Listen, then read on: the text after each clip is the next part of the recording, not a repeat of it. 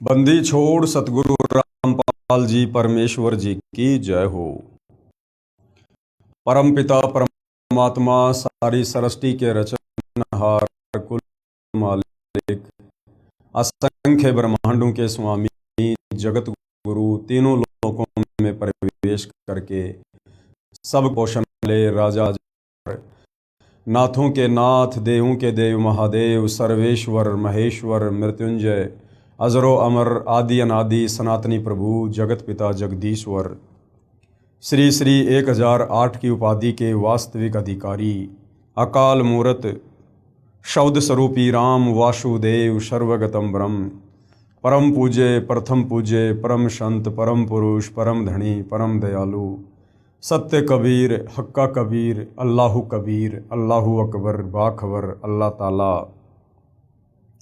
जगत के तारणहार जगत के मुक्तिदाता जगत के जगन्नाथ हारे के सहारे हिंदुओं के राम मुसलमानों के अल्लाह सिखों के वाहिगुरु ईसाइयों के मसीह दया के सागर दयानिधि करुणा के सागर करुणानिधि स्वयंभू परिभू संकट मोचन कष्ट हरण मंगल करण दुख भंजन अविगत कबीर निर्विकार निर्विषम परमात्मा अलय अलेख सतगुरु आदि अनादि सतगुरु असली मर्यादा पुरुषोत्तम असली राम असली कृष्ण असली घनश्याम असली मुरारी राजाओं के राजा महाराजाओं के महाराजा शहंशाहों के शहंशाह सम्राटों के सम्राट भगवानों के भगवान अल्लाहों के अल्लाह प्रभुओं के प्रभु मसीहाओं के मसीह सच्चे वाहिगुरु बाबाओं के बाबा पीरों के पीर सेठों के सेठ जगत सेठ सावड़सा सेठ सर्वगुण संपन्न अनंत कोटि कलाओं के स्वामी अनंत कोटि ब्रह्मांडों के नायक योगियों में महायोगी ध्यानियों में महाध्यानी सिद्धों में परम सिद्ध ज्ञानियों में तत्वज्ञानी ब्रह्म ज्ञानी महाज्ञानी परम ज्ञानी सर्वश्रेष्ठ ज्ञानी विज्ञानी युवा कबीर समरथ कबीर असमवात अमित ओजा सच्चे रहनुमा करीम अल्लाह सुभान अल्लाह दुनिया के अंतिम पैगंबर 8 सितंबर 1951 से गांव धनाना जिला सोनीपत हरियाणा भारतवर्ष की पावन भूमि पे प्रकट रियल कल की भगवान श्री नारायण साकार हरि श्री बाबा साहेब नूर अनंत परमात्मा सच्चे दरवेश सच्चे बाखबर संत श्रोमणी सतगुरु रामपाल जी परमेश्वर जी के चरण कमल में आप और हम सभी भाई बहनों का अनंत कोटि दंडवत प्रणाम। सत्साई भाई और बहनों, बहुत बड़ी दया बहुत बड़ी मेहर पूज्य गुरुदेव भगवान की परमेश्वर रामपाल जी की, जिनके शुभ आशीर्वाद से विशेष आशीर्वाद से हमें उन्हीं के कर कमल से लिखित पवित्र पुस्तक ज्ञान गंगा को समझने का एक मौका मिल रहा है। ये पवित्र पुस्तक ज्ञान गंगा परमेश्वर रामपाल जी के वचनों का सत्संगों का संग्रह है। इस पवित्र पुस्तक ज्ञान गंगा में जो भी ज्ञान परमेश्वर रामपाल जी ने डाला है सर्व धर्मशास्त्रों से प्रमाणित है। सुई के नोक रखने जितनी भी जगह आपको इस पुस्तक में कमी निकालने की नहीं मिलेगी। बाकी अपनी आधी अधूरी सोच और अज्ञानता के आधार से भले आप पूरी पुस्तक को भी रिजेक्ट कर सकते हैं, ये आपकी अपनी मर्जी है। भाई और बहनों, आज इस पवित्र पुस्तक के ऊपर हमारा 6 नंबर का वीडियो है। प्रत्येक वीडियो में गुरुदेव भगवान के आशीर्वाद से हमें अध्यात्म के विषय में भक्ति मार्ग के विषय में भक्ति और भगवान के विषय में बहुत कुछ जानने और समझने को प्राप्त हो रहा है। भाई और बहनों, आज इस पवित्र पुस्तक पर हमारा टॉपिक सृष्टि रचना को लेकर है। सृष्टि रचना वो कथा है, वो नारायण कथा है, सत्य कथा है, अमर कथा है। इस कथा को समझे बिना आप और हम किसी भी धर्म के किसी भी धर्म ग्रंथ को नहीं समझ सकते। हम अध्यात्म के निष्कर्ष को नहीं समझ सकते हैं। इसलिए सृष्टि रचना को भक्ति की शुरुआत करने से पहले बारंबार सुनना पढ़ना समझना बहुत जरूरी है। परमात्मा प्रेमी आत्माएं प्रथम बार जब इस अमर कथा सृष्टि रचना को सुनेंगी तो उनको लगेगा कि जैसे कोई बनावटी सी बात है, क्योंकि भाई और बहनों, सदियों से हमारे नादान ज्ञानहीन तत्व ज्ञानहीन धर्मगुरुओं ने हमें केवल शास्त्र विरुद्ध साधना का ही पाठ पढ़ाया है। हालांकि ये सृष्टि रचना टुकड़ों में हमारे धर्म ग्रंथों में शामिल है, परंतु तत्व ज्ञान के अभाव में हमारे नादान धर्मगुरु हमें सृष्टि रचना के विषय में यथार्थ जानकारी प्रदान नहीं कर पाए। इसलिए हमने शास्त्र विरुद्ध कथाओं को ही सत्य मान लिया, नारायण कथा मान लिया, सत्य कथा मान लिया। भाई और बहनों, सतगुरु रामपाल जी परमेश्वर जी ने बनावटी कथा सुनाने की कोई आवश्यकता नहीं है।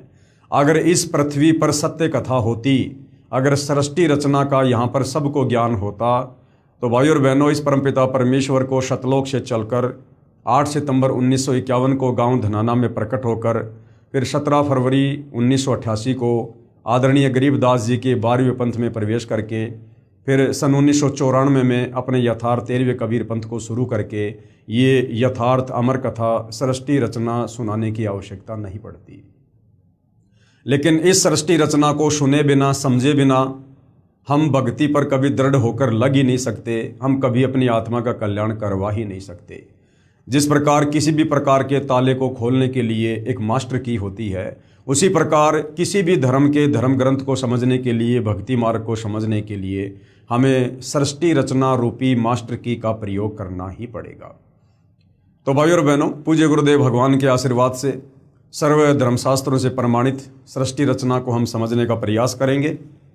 आप सभी भाई बहनों ने बहुत ही धैर्य के साथ और निष्पक्ष होकर इस सृष्टि रचना को सुनना है।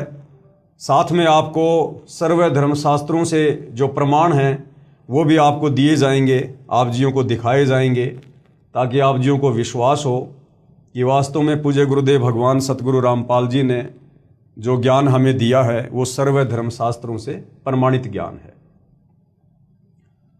तो भाई और बहनों, हम शुरुआत करते हैं सृष्टि रचना की। तो भाई और बहनों, ये सृष्टि रचना आप जियों के सामने है, पवित्र पुस्तक ज्ञान गंगा और पेज नंबर 22। संपूर्ण सृष्टि रचना, सूक्ष्म वेद से निष्कर्ष रूप सृष्टि रचना का वर्णन। यानी ये जो सृष्टि रचना है कि परमात्मा कौन है, कैसा है, कहाँ है, कैसा दिखाई देता है, कैसे वो मिलेगा, ये सारे ब्रह्मांड, ये ग्रह, ये चांद, सूरज, ये सारे प्राणी, ये सब किसने उत्पन्न किए, क्यों उत्पन्न किए, क्या कारण है, क्यों हम यहाँ पर जन्म ले रहे हैं, मर रहे हैं, क्यों हम यहाँ पर गधे, कुत्ते, सूअर बनकर इतने कष्ट उठा रहे हैं, ये सारी जानकारी हमें सृष्टि रचना से मिलेगी। ये सृष्टि रचना थोड़ी थोड़ी हमारे सर्व धर्मों के धर्मशास्त्रों में वर्णित है, परंतु कंप्लीट नहीं है। कंप्लीट सृष्टि रचना को बताने के लिए परमपिता परमेश्वर कबीर साहिब ने स्वयं शतलोक से चलकर गति करके इस काल के 21 ब्रह्मांड में आना पड़ता है और एक संत की भूमिका करनी पड़ती है, तत्वदर्शी संत की भूमिका करनी पड़ती है। तो परमेश्वर जी चारों युगों में आए हैं। ये कबीर परमात्मा सतयुग में सतसुकृत ऋषि के नाम से आए, त्रेता में मुनिंद्र ऋषि के नाम से आए, द्वापर में करुणामय ऋषि के नाम से आए और कलयुग में कबीर नाम से आए, जो इनका वैदिक नाम है, इनका वास्तविक नाम है। और परमेश्वर ने रह रहकर आप और हमें सृष्टि रचना का ज्ञान करवाया है। इस आधार से भाई और बहनों, परमेश्वर ने 5वें वेद सूक्ष्म वेद की रचना आज से लगभग 650 साल पहले जब वे बनारस के काशी शहर में आए थे, 120 वर्ष उन्होंने रहकर लीला की थी, अपना ज्ञान समझाया था। तो बाद में आगे चलकर आदरणीय धर्मदास जी के माध्यम से परमेश्वर ने 5वें वेद सूक्ष्म वेद की रचना करवाई थी, जिसको हम कबीर सागर के नाम से जानते हैं, जिसमें कंप्लीट सृष्टि रचना परमेश्वर जी ने लिखवाई थी। लेकिन आगे चलकर काल प्रेरणा से कबीर पंथियों ने सृष्टि रचना में बहुत सारी हेराफेरी कर दी। उसकी क्षतिपूर्ति को पूरा करने के लिए फिर से परमपिता परमेश्वर कबीर साहिब ने आदरणीय गरीबदास जी के रूप में लगभग 300 वर्ष पहले गांव छुड़ानी, जिला झज्जर, हरियाणा प्रांत में आना पड़ा और उन्होंने 24,000 वाणियों युक्त 5वें वेद सूक्ष्म वेद की एक बार फिर से रचना करवाई। तो सूक्ष्म वेद से निष्कर्ष निकालकर सतगुरु रामपाल जी परमेश्वर जी ने हमें ये सृष्टि रचना दी है, जिसे हमने बहुत ही ध्यानपूर्वक सुनना है। प्रभु प्रेमी आत्माएं प्रथम बार निम्न सृष्टि रचना को पढ़ेंगे तो ऐसे लगेगा जैसे दंत कथा हो। प्रभु प्रेमी आत्माएं, सबके लिए नहीं, सभी लोग भक्ति के अधिकारी नहीं होते हैं, मोक्ष प्राप्ति के अधिकारी नहीं होते हैं। यहाँ गुरुदेव ने शब्द यूज किया है कि प्रभु प्रेमी आत्माएं, जो परमात्मा प्रेमी आत्मा हैं, जिनको परमात्मा की प्राप्ति की चाहत सदियों से रही है, युगों से रही है, उन आत्माओं के विषय में यहाँ पर बात की जा रही है।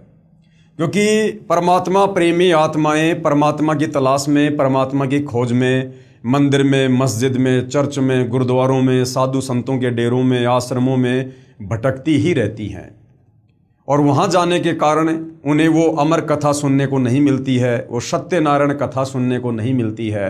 उनको तरह तरह की बनावटी बातें अध्यात्म के विषय में बताई जाती हैं और वो आत्माएं बार बार सभी धर्मगुरुओं से एक जैसी दंत कथा सुनकर ये मान लेती हैं कि वास्तव में यही सच्चा ज्ञान होगा।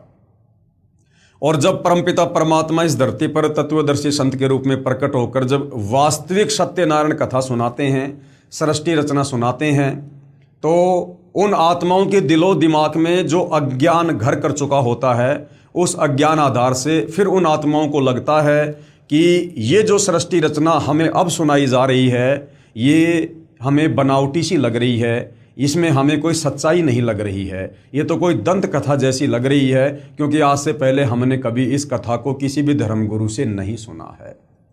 तो भाई और बहनों, जिस कथा को आज से पहले हमने किसी भी धर्मगुरु से नहीं सुना है, उस सत्य कथा को सुनाने के लिए ही परमात्मा सतलोक से चलकर पृथ्वी पर आते हैं। तो प्रथम बार आप जियों को ऐसा लग सकता है कि ये तो बनावटी सी कथा है, हमने पहले कभी सुनी नहीं है। परंतु जब आप इस बनावटी सी दिखाई देने वाली कथा को, अगर आप हिंदू हैं तो हिंदू धर्मशास्त्रों से प्रमाणित होता देखेंगे, वेदों से, गीता जी से, पुराणों से। अगर आप मुसलमान धर्म से हैं तो आप कुरान शरीफ से, कुरान मजीद से, तौरेत से, जबूर से, इंजिल से आप इस सृष्टि रचना को प्रमाणित होते देखेंगे। यदि आप सिख समाज से हैं तो आप गुरु ग्रंथ साहिब से इसी सृष्टि रचना को प्रमाणित होते देखेंगे, तो आप दांतों तले उंगली दबाएंगे। प्रभु प्रेमी आत्माएं प्रथम बार निमन सृष्टि की रचना को पढ़ेंगे तो ऐसा लगेगा जैसे दंत कथा हो, परंतु सभी पवित्र सदग्रंथों के प्रमाणों को पढ़कर दांतों तले उंगली दबाएंगे कि यह वास्तविक अमृत ज्ञान कहाँ छुपा हुआ था, कि हे परमात्मा, हमारे धर्मशास्त्रों में यह खजाना छुपा हुआ था अध्यात्म का, सृष्टि रचना का, भक्ति का, लेकिन आज से पहले हमारे धर्मगुरु हमें नहीं बता पाए। कृपया धैर्य के साथ पढ़ते रहें तथा इस अमृत ज्ञान को सुरक्षित रखें, आपकी 101 पीढ़ी तक काम आएगा। पवित्र आत्माएं कृपया सत्यनारायण यानी अविनाशी प्रभु सत्य पुरुष द्वारा रची सृष्टि रचना का वास्तविक ज्ञान पढ़ें। भाइयों और बहनों, सत्यनारायण का मतलब होता है जो सच्चा परमात्मा है, उसे अविनाशी प्रभु भी कहते हैं। अविनाशी यानी जिसका कभी विनाश नहीं होता है, उसको सत्य पुरुष भी कहते हैं, यानी अमर पुरुष, अकाल पुरुष। ये सारे के सारे जो नाम है, ये कबीर परमात्मा जी के उपमात्मक नाम हैं।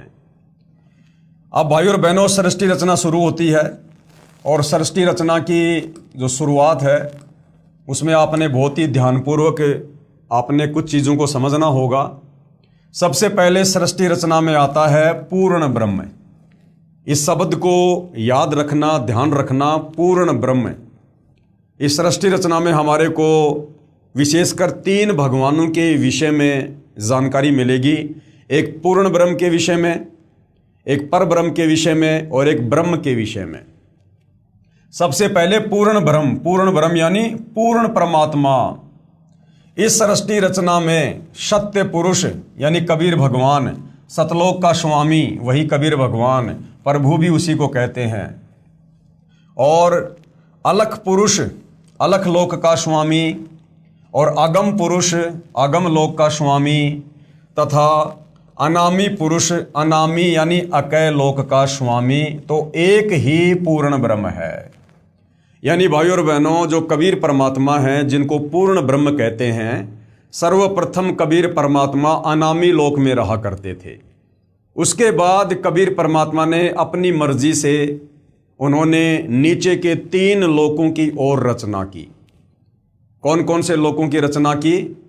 परमात्मा जिस लोक में रहते थे उस लोक का नाम है अनामी लोक, उसको अकय लोक भी कहते हैं।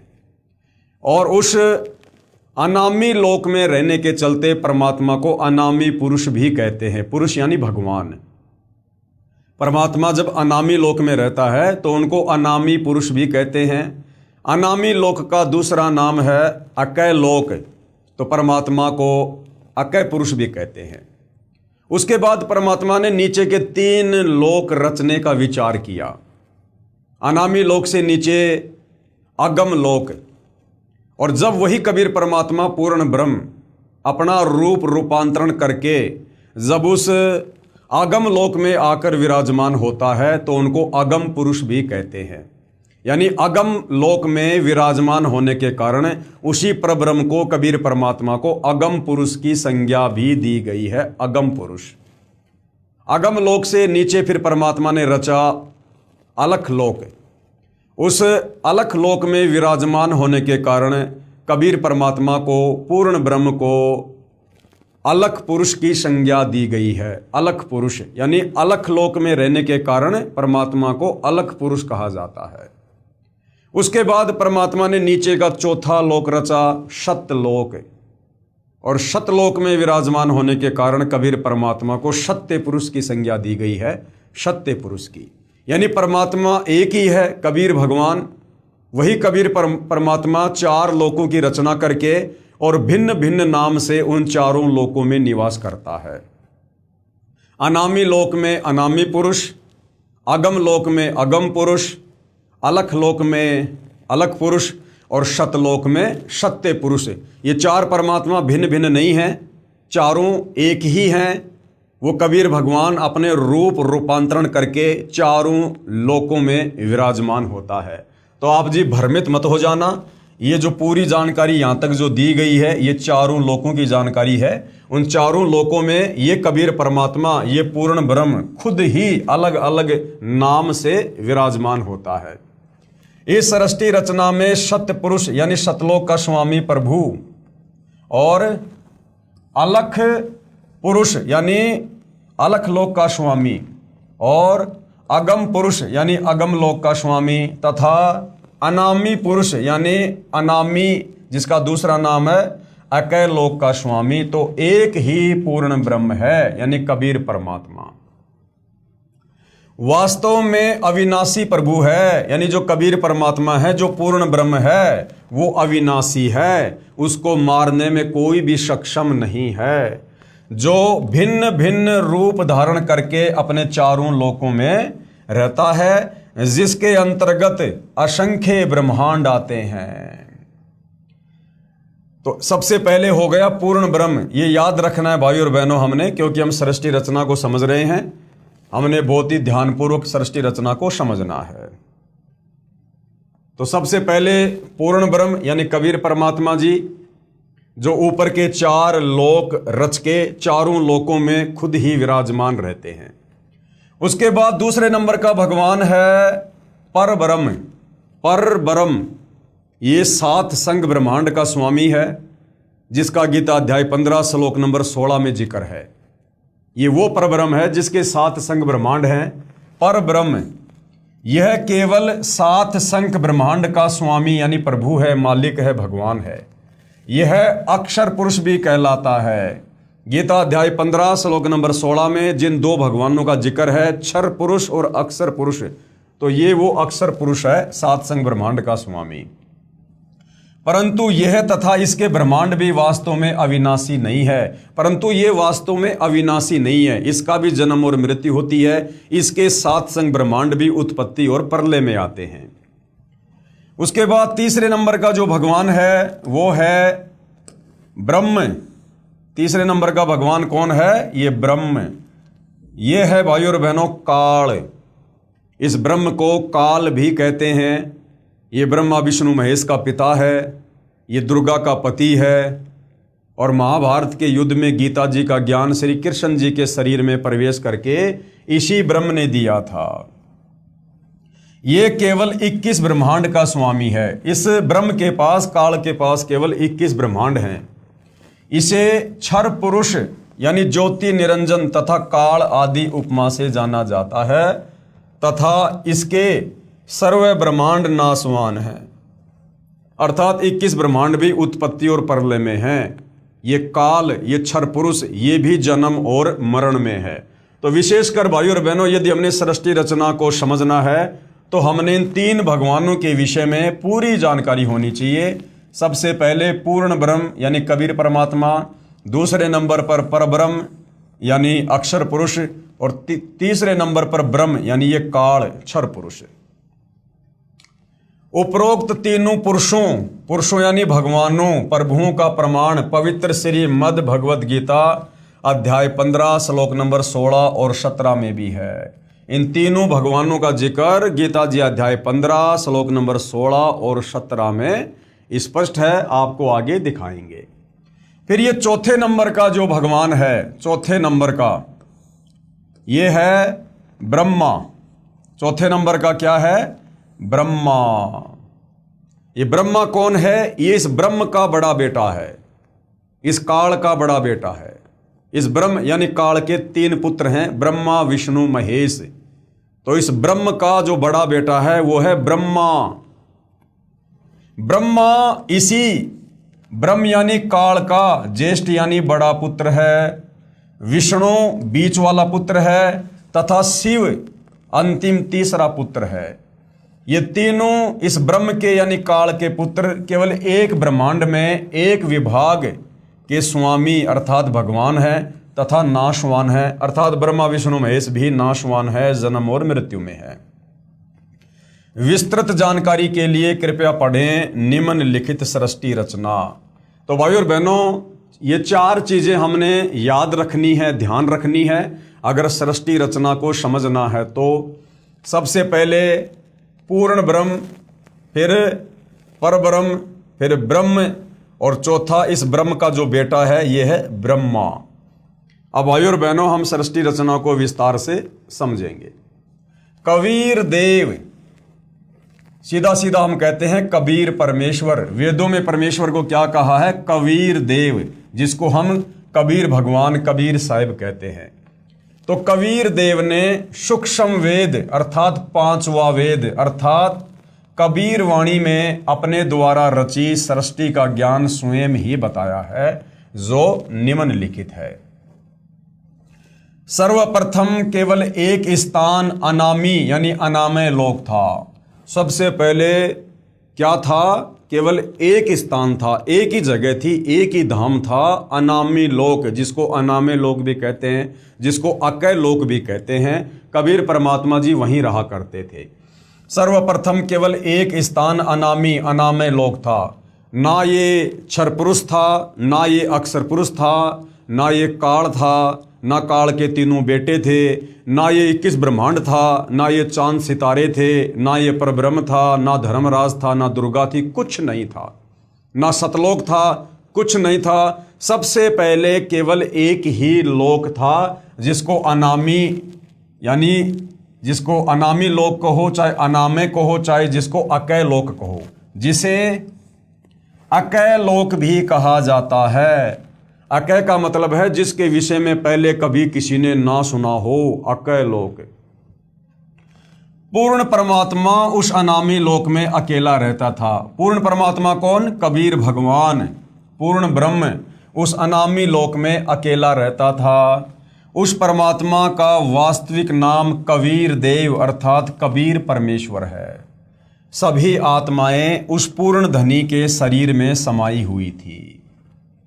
आप और हम जितनी भी आत्माएं हैं, यहाँ जो गधा, कुत्ता, सुअर, मक्खी, मच्छर, 84 लाख योनियों में, ये पेड़ पौधों की योनियाँ, जल में रहने वाले जीव, स्त्री पुरुष, और ये जो अक्षर पुरुष है परब्रह्म, जिसके 7 संग ब्रह्मांड है, इसके लोक में जितनी भी आत्माएं हैं और शतलोक में जितनी आत्माएं हैं, हम सभी आत्माएं इसी कबीर परमात्मा के शरीर में सूक्ष्म रूप में समाई हुई थी। सभी आत्माएं उस पूर्ण धनी के शरीर में समाई हुई थी। इसी कबीर देव का उपमात्मक पदवी का नाम अनामी पुरुष है। इसी कबीर परमात्मा को अनामी लोक में रहने के कारण अनामी पुरुष यानी अनामी भगवान भी कहते हैं। पुरुष का अर्थ है प्रभु, और उस प्रभु ने मनुष्यों को अपने ही स्वरूप में बनाया है, इसलिए मानव का नाम भी पुरुष पड़ा है। जैसे हमें कह दिया जाता है ना कि पुरुष, स्त्री और पुरुष, तो हमें पुरुष क्यों कहा जाता है? वैसे तो पुरुष का मतलब है भगवान परमात्मा, लेकिन हमें भी यहाँ पर क्या कह दिया जाता है? पुरुष। क्यों कहा जाता है? क्योंकि हमें उसी कबीर परमात्मा जी ने, जो वास्तव में पुरुष है, एकमात्र सारी सृष्टि में पुरुष तो वही है, बाकी सब उसकी आत्मा है, तो उसी कबीर पुरुष ने आप और हमें अपने वचन से उत्पन्न किया, इसलिए हमें भी यहाँ पर पुरुष कहा जाता है। लेकिन असल में पुरुष वो कबीर परमात्मा ही है। प्रभु ने मनुष्यों को अपने ही स्वरूप में बनाया है, इसलिए मानव का नाम भी पुरुष ही पड़ा है। अनामी पुरुष के एक रोम यानी शरीर के बाल का प्रकाश। अनामी पुरुष कौन? कबीर परमात्मा जी। अनामी लोक में रहने के कारण उनको अनामी पुरुष कहा जाता है। उस कबीर परमात्मा के शरीर के एक बाल में, रोमकूप यानी एक बाल में कितनी रोशनी है? अनामी पुरुष के एक रोम यानी शरीर के बाल का प्रकाश शंख सूर्यों की रोशनी से भी अधिक है। पूरी बॉडी पर 3.5 करोड़ रोमकूप होते हैं। और कबीर परमात्मा पूर्ण प्रभु जो अनामी लोक में रहता है, जिसको अनामी पुरुष की संज्ञा भी दी गई है, उस परमेश्वर की अनामी लोक में इतनी चमक है, इतना नूर है उनके शरीर का, कि एक बाल में शंख सूरज के जितना प्रकाश है। हम जो ये सूर्य देखते हैं ना, शंख, शंख का मतलब नील, पद्म, शंख, तो शंख सूर्यों जितना प्रकाश उस परमात्मा के एक बाल में है। और टोटल शरीर पर 3.5 करोड़ बाल हैं, तो सोचिए परमेश्वर का नूर कितना तेज होगा अनामी लोक में। विशेष, जैसे किसी देश के आदरणीय प्रधानमंत्री जी का शरीर का नाम, तो ये जो शतलोक है वहाँ की जो रचना है उसकी जानकारी दी हुई है। इसको हम आगे पढ़ेंगे, बाद में पढ़ेंगे। पहले हमें परमात्मा जो समझाना चाह रहे हैं वो हम समझते हैं। जैसे किसी भी देश के प्रधानमंत्री का नाम तो अन्य होता है, अलग ही होता है, तथा उसके पद का उपमात्मक नाम प्रधानमंत्री होता है। जैसे वर्तमान में 2026 में हमारे भारत देश के प्रधानमंत्री का वास्तविक नाम है नरेंद्र दामोदर दास मोदी, लेकिन हम उनको प्रधानमंत्री भी कह देते हैं, क्योंकि प्रधानमंत्री उनकी पदवी का नाम है, उनकी पोस्ट का नाम है। इसी प्रकार जो कबीर परमात्मा है, वास्तव में उनका नाम है कबीर देव, लेकिन अनामी लोक में रहने के कारण उस परमात्मा को अनामी पुरुष की संज्ञा भी दी गई है। फिर वही कबीर परमात्मा जब अगम लोक में आके विराजमान होता है तो उनको अगम पुरुष की संज्ञा दी जाती है। फिर वही कबीर परमात्मा जब अलख लोक में आके विराजमान होता है तो उनको अलग पुरुष की संज्ञा दी जाती है। और वही कबीर परमात्मा जब सतलोक में आकर विराजमान होता है तो उनको सत्य पुरुष की संज्ञा दी जाती है। और जैसे जैसे परमात्मा नीचे के लोकों में विराजमान होते हैं, वैसे वैसे उनकी शक्ति में अंतर होता चला जाता है। जैसे मान लीजिए कई बार हमारे देश के प्रधानमंत्री, जो अन्य जो मंत्री पद होते हैं जो कैबिनेट के, वो भी अपने अंडर में ही रख लेते हैं। जैसे भारत के गृह मंत्री का जो पद होता है, कई बार प्रधानमंत्री जी अपने अंडर में वो जो है वो रख लेते हैं। तो जब वही प्रधानमंत्री उस गृह मंत्री वाली पोस्ट के हिसाब से जब कहीं पर सिग्नेचर करेगा तो उनकी शक्ति प्रधानमंत्री की तुलना में डाउन हो जाती है, कम हो जाती है। तो इसी प्रकार ये कबीर परमात्मा जो नीचे के 3 लोकों में विराजमान होता है, तो वहां परमेश्वर के शरीर की रोशनी में भी अंतर होता चला जाता है। जैसे भारत देश के प्रधानमंत्री का नाम तो अन्य होता है, तथा उसका जो पद होता है, यानी जो उपमात्मक पदवी का नाम है, वो प्रधानमंत्री होता है। कई बार प्रधानमंत्री जी अपने पास कई विभाग भी रख लेते हैं, तथा जिस भी विभाग के दस्तावेजों पर हस्ताक्षर करते हैं तो उस समय उसी पद को लिखते हैं। जैसे गृह मंत्रालय के कागजों पर हस्ताक्षर करेंगे तो अपने को गृह मंत्री लिखेंगे, वहां उसी व्यक्ति के हस्ताक्षर की शक्ति कम होती है। इसी प्रकार कबीर परमेश्वर यानी कबीर देव की रोशनी में अंतर भिन्न भिन्न लोकों में होता जाता है। ठीक इसी प्रकार पूर्ण परमात्मा कबीर देव, कबीर परमेश्वर नीचे के 3 और लोकों में, यानी जो अगम लोक है, अलख लोक है और शतलोक है, उसकी रचना शब्द यानी वचन से की। कबीर परमात्मा ने नीचे के 3 लोकों की रचना शब्द से, अपने वचन से की। अगम लोक की रचना, अलख लोक की रचना और शतलोक की रचना। ठीक इसी प्रकार पूर्ण परमात्मा कबीर देव यानी कबीर परमेश्वर ने नीचे के 3 और लोकों की, अगम लोक की, अलख लोक की, शतलोक की रचना शब्द यानी वचन से की। यही पूर्ण ब्रह्म यानी यही कबीर परमात्मा, कबीर देव, कबीर परमेश्वर ही अगम लोक में प्रकट हुआ। अनामी लोक से वो कबीर परमात्मा खुद ही उस अगम लोक की रचना करके उसमें जो है प्रकट हुआ, तथा कबीर देव, कबीर परमेश्वर अगम लोक का भी स्वामी है, क्योंकि उसी परमात्मा ने अगम लोक को रचा, तथा वहां इनका उपमात्मक पदवी का नाम अगम पुरुष। अगम लोक में आकर विराजमान होने के कारण उसी कबीर परमात्मा का क्या नाम विख्यात हुआ? अगम पुरुष, अर्थात अगम प्रभु। इसी अगम परमात्मा का मानव सदृश से शरीर बहुत तेजोमय है, जिसके एक रोम यानी शरीर के एक बाल की रोशनी खरब सूर्य की रोशनी से भी अधिक है। यानी वही कबीर परमात्मा जो अनामी लोक में बैठा होता है, वही कबीर परमात्मा जब नीचे के अगम लोक की रचना करता है और जब अगम लोक में सिंहासन पर विराजमान होता है तो उनके शरीर का प्रकाश कुछ हल्का हो जाता है। अनामी लोक में परमात्मा के एक रोमकूप की रोशनी शंख सूर्यों जितनी, और अगम लोक में उस परमात्मा के एक रोमकूप की रोशनी खरब सूर्य जितनी हो जाती है, जिसके एक रोम यानी शरीर के बाल की रोशनी खरब सूर्य की रोशनी से भी अधिक है। उसके बाद यही पूर्ण परमात्मा कबीर देव यानी कबीर साहेब, कबीर परमेश्वर जब अलख लोक में प्रकट हुआ तथा स्वयं ही अलख लोक का भी स्वामी है, तथा उपमात्मक पदवी का नाम अलख पुरुष भी इसी परमेश्वर का है। अगम लोक के बाद परमात्मा ने नीचे के लोक की रचना की, जिसको अलख लोक कहते हैं। उस अलख लोक में जब वही कबीर परमात्मा आकर सिंहासन पर विराजमान होता है तो उनको अलख पुरुष की संज्ञा दी जाती है और उनके शरीर की रोशनी में भी अंतर हो जाता है। तथा इस पूर्ण प्रभु का मानव सदृश से शरीर तेजोमय, स्वयं ज्योति, स्वयं प्रकाशित है। एक रोम यानी शरीर के एक बाल की रोशनी अरब सूर्यों के प्रकाश से भी ज्यादा है। और उसके बाद जब यही कबीर परमात्मा नीचे के चौथे लोक शतलोक में आकर विराजमान होता है, यही पूर्ण प्रभु शतलोक में प्रकट हुआ तथा शतलोक का भी अधिपति यही है। इसलिए इसी का उपमात्मक पदवी का नाम सत्य पुरुष यानी अविनाशी प्रभु है। नीचे के चौथे लोक शतलोक में आकर विराजमान होने के कारण परमेश्वर को सत्य पुरुष की संज्ञा दी जाती है, और इसी का नाम अकाल मूर्ति यानी इसी कबीर परमात्मा को अकाल मूर्ति भी कहते हैं, शब्द स्वरूपी राम भी कहते हैं, पूर्ण ब्रह्म भी कहते हैं, परम अक्षर ब्रह्म आदि भी कहते हैं।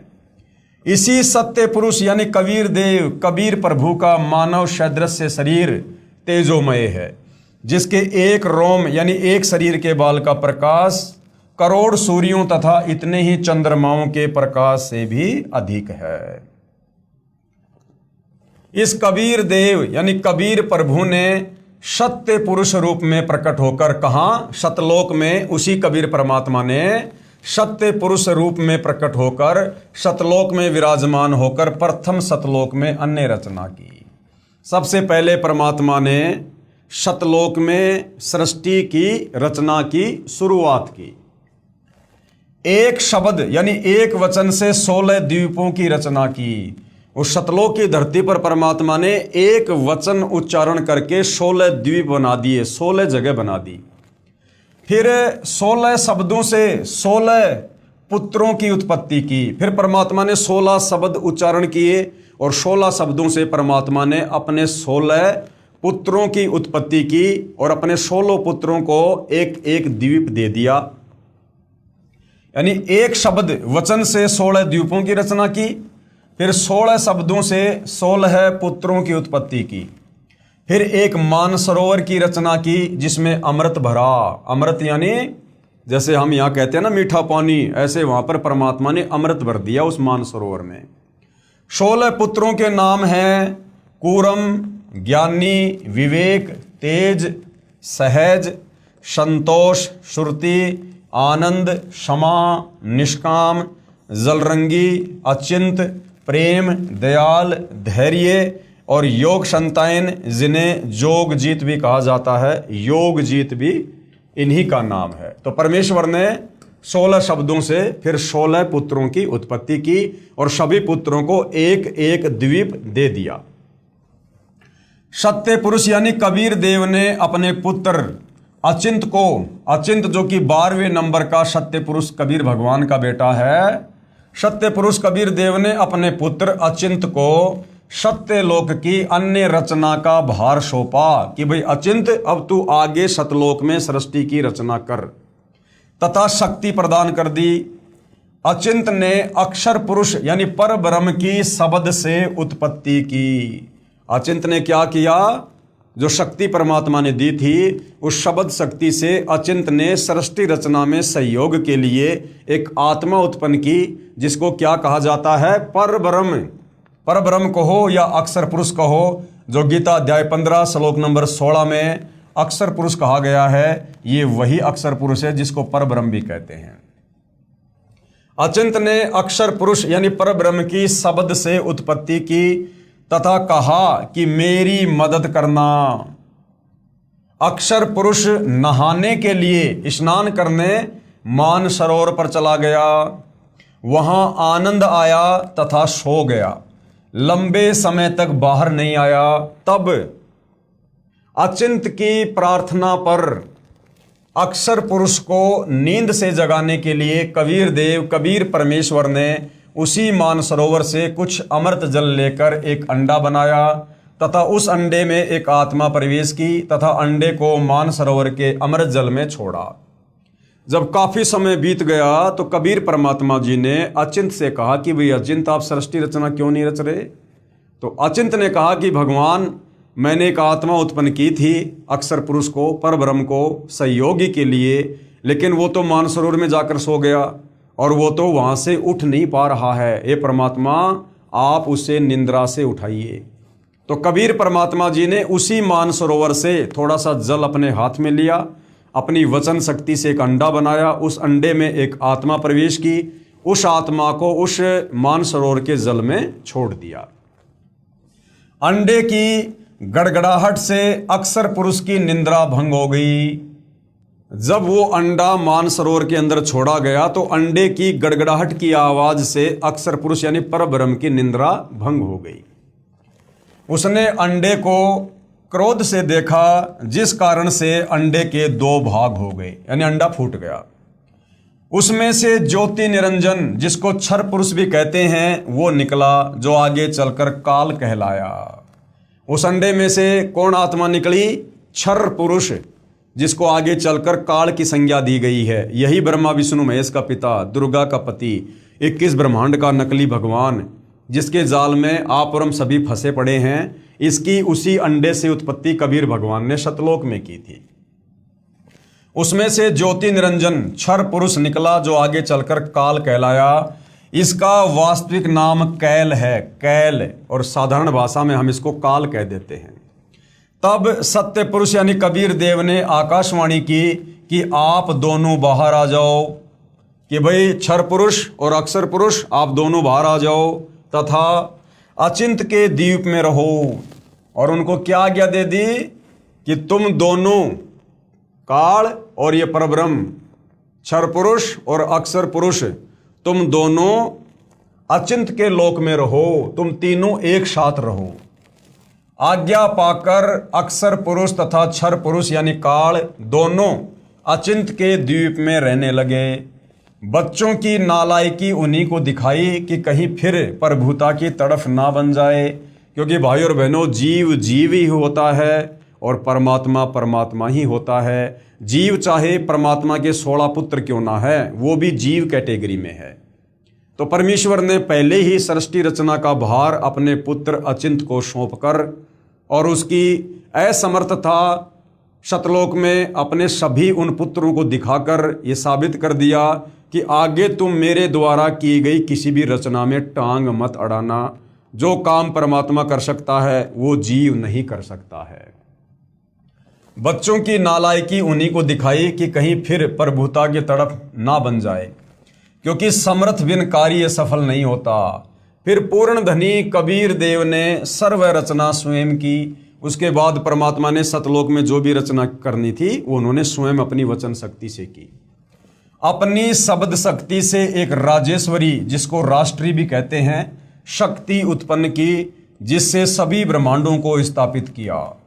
इसी को पराशक्ति परानंदनी भी कहते हैं, जो सभी सिद्धियों की स्वामी है। पूर्ण ब्रह्म ने यानी कबीर भगवान ने सर्व आत्माओं को अपने ही अंदर से अपनी वचन शक्ति से अपने मानव शरीर सदृश से उत्पन्न किया।